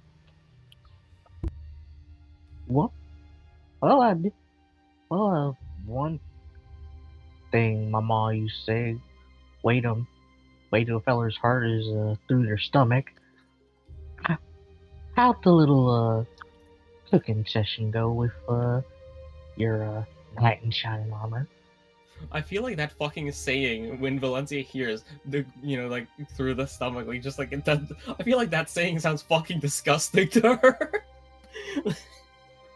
Probably. Yeah, does everyone like to know the results? Oh yeah, Rocky's asking during this meal, I imagine, if anybody would like to know the results of the investigation in the seed. Yeah. I imagine you would share the information that I said that you found, Rock. What the fact that it seems to be like in a nerd state until the appropriate conditions for it, to grow, I guess, would come about. So wait, it's like a tumbleweed? I mean, after dinner, Shilpa would have guided Valencia to Sequoia's place, so he wouldn't be there for it. Okay. Yeah, she would, she would just find her accommodations. I imagine, you said like the guest rooms, basically, in the mansion? Yeah, we would show her the guest room first, as this is where you sleep. Mm-hmm. And then move her to where Shalquar has her shop. I presumed it was another house, but it's one of the abandoned houses nearby. Yeah. Shalquar doesn't like sharing a space with a lot of people, seemingly. So if you were to kind of guide Melincha over to Shalquar,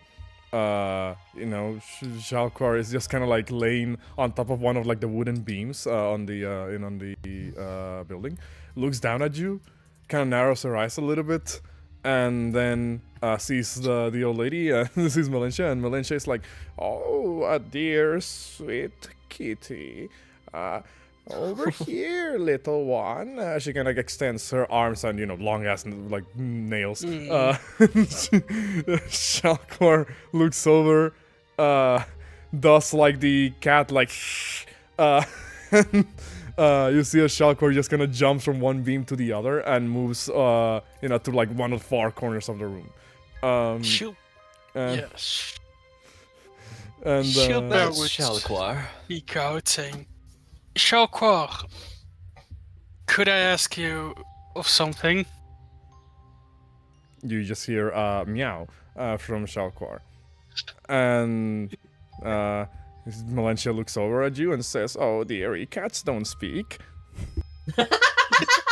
I still like to ask, Miss Shalquar, would you mind sharing the space with this merchant? You hear Miss Melincha. Hear a dismissive meow. Shilpa says, "I will double your portions," as he shows a full day's worth of rations and fish. You hear? Unfortunately, fucking Signis already does that for her, so you're gonna have to like quadruple that shit because Signis already just like spoils her. I mean, you hear a reluctantly agreeing meow. Melincha looks at you and says, "You have a way with animals, dearie."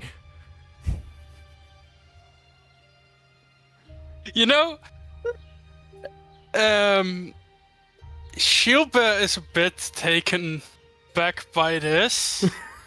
Fighter She could see that. doesn't speak in front of anybody but you. No. Melantia would see this, and it's actually because in his head he's like, this is the first of few times that people hasn't grouped me together with the animals. Oh. You see as Melantia kind of says, "Dearie, everything okay?" Yes. Sorry. Thank you. I guess I do. Another one of your good points, dearie. She reaches out. There's a sound that emanates from her arm as she reaches up to your face, pinches your cheek, or the closest thing He to a would cheek go that you would down. He would kneel down. pinches your cheek, and she kind of like then reels her arm back. Another popping sound, and then she goes, well, I will see what I can do to make this place feel a bit more homely. I'm surprised she didn't immediately offer Shield Bear a freaking butterscotch candy. You're assuming she has a lot of things in her possession. She kind of begins to just, find like a place, I guess, where she can like, put her stuff down. Like she would actually, if you had it, like if you had her stuff, at any point with you, she would kind of point like in one of the corners of the room. Shalkor does eventually get off the wooden beams and kind of looks at you, narrows her eyes, and then brushes past you.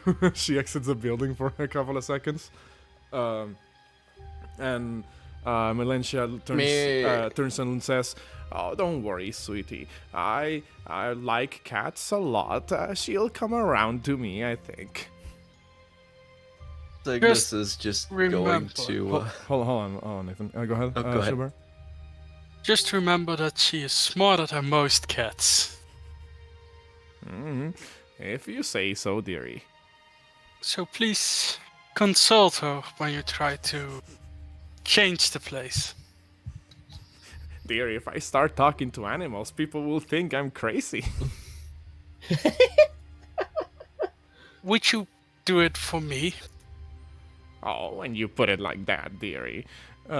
She just kind of nods. Thank you very much.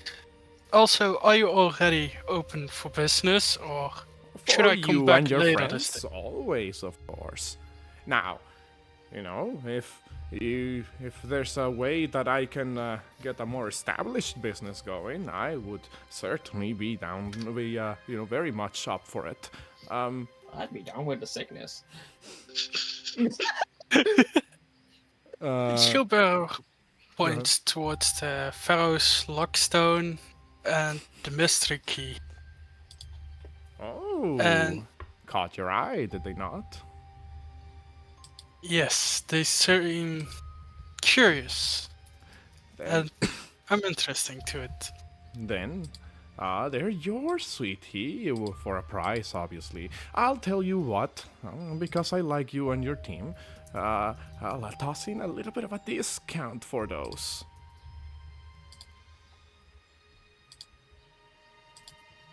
How much would she say that it costs? So, originally the prices for the Mystery Key and Fire's Lockstone is 200 gold pieces each. She would deduct 50 gold, so 150 each. So 300, right? Yes. Scourgeborn would say, could you throw in a blight bug as well? A what? The bright bug. A bright bug. Yes. She will say, of course, dearie. Sure, she'll apply the discount to that one too. But that one's going to be a little bit less, because, just proportionate to the price. The bright bug, she will reduce it to 100 and 125. Yes, so 425, right? Yes. Could I give her 100 souls and 325 gold? She is a merchant that accepts both currencies, so she will be down for... Yeah, she will accept the transaction. Yes, Scourgeborn would say, I give you both so that you can use them both however you want to increase your worth. Thank you kindly, dearie. So yeah, add the First Lock Stone and the Mystery Key to your inventory.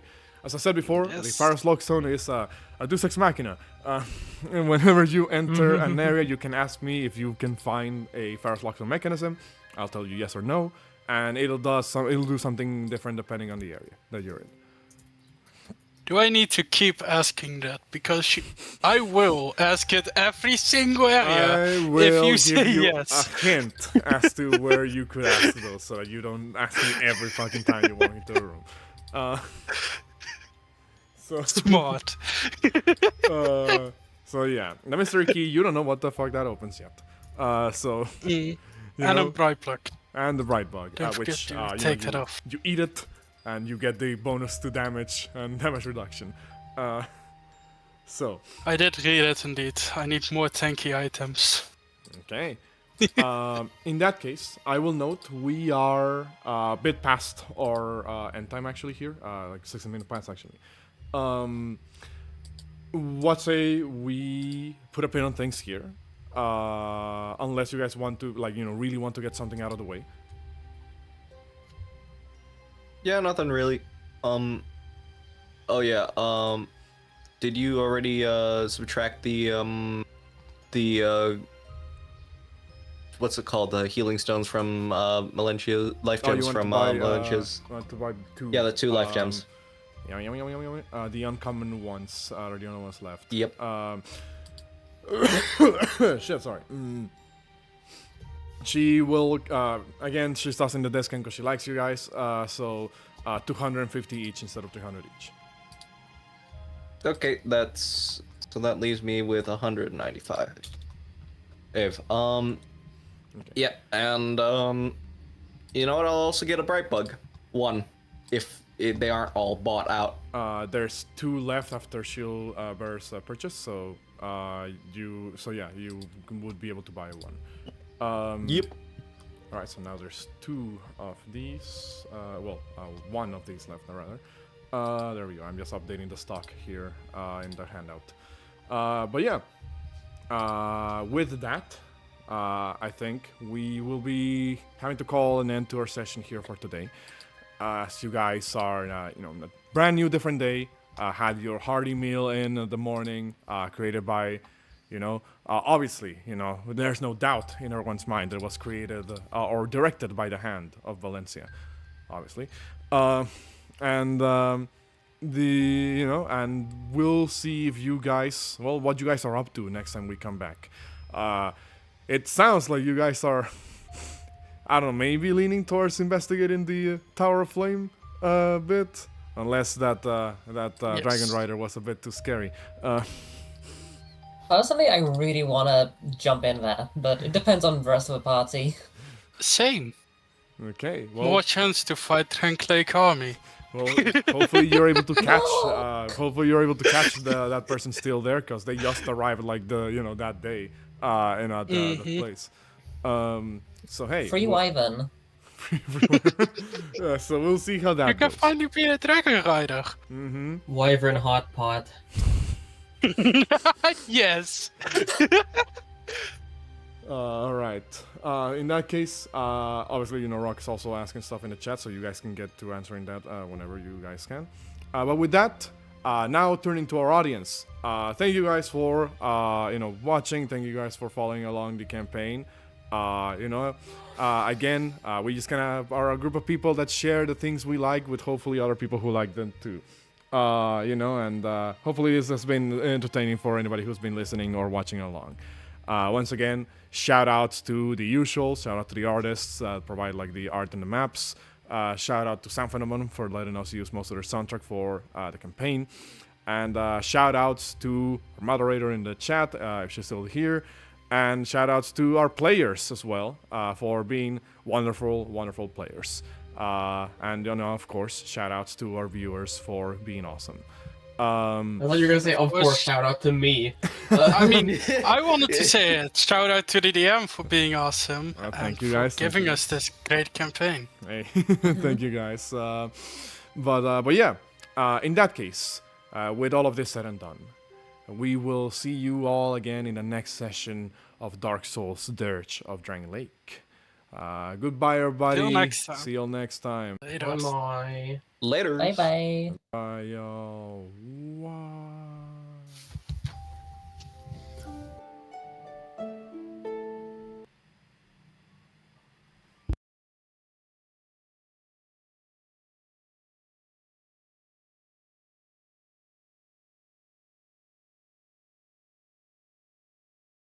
Shout out to the birthday boy DM. Thank you.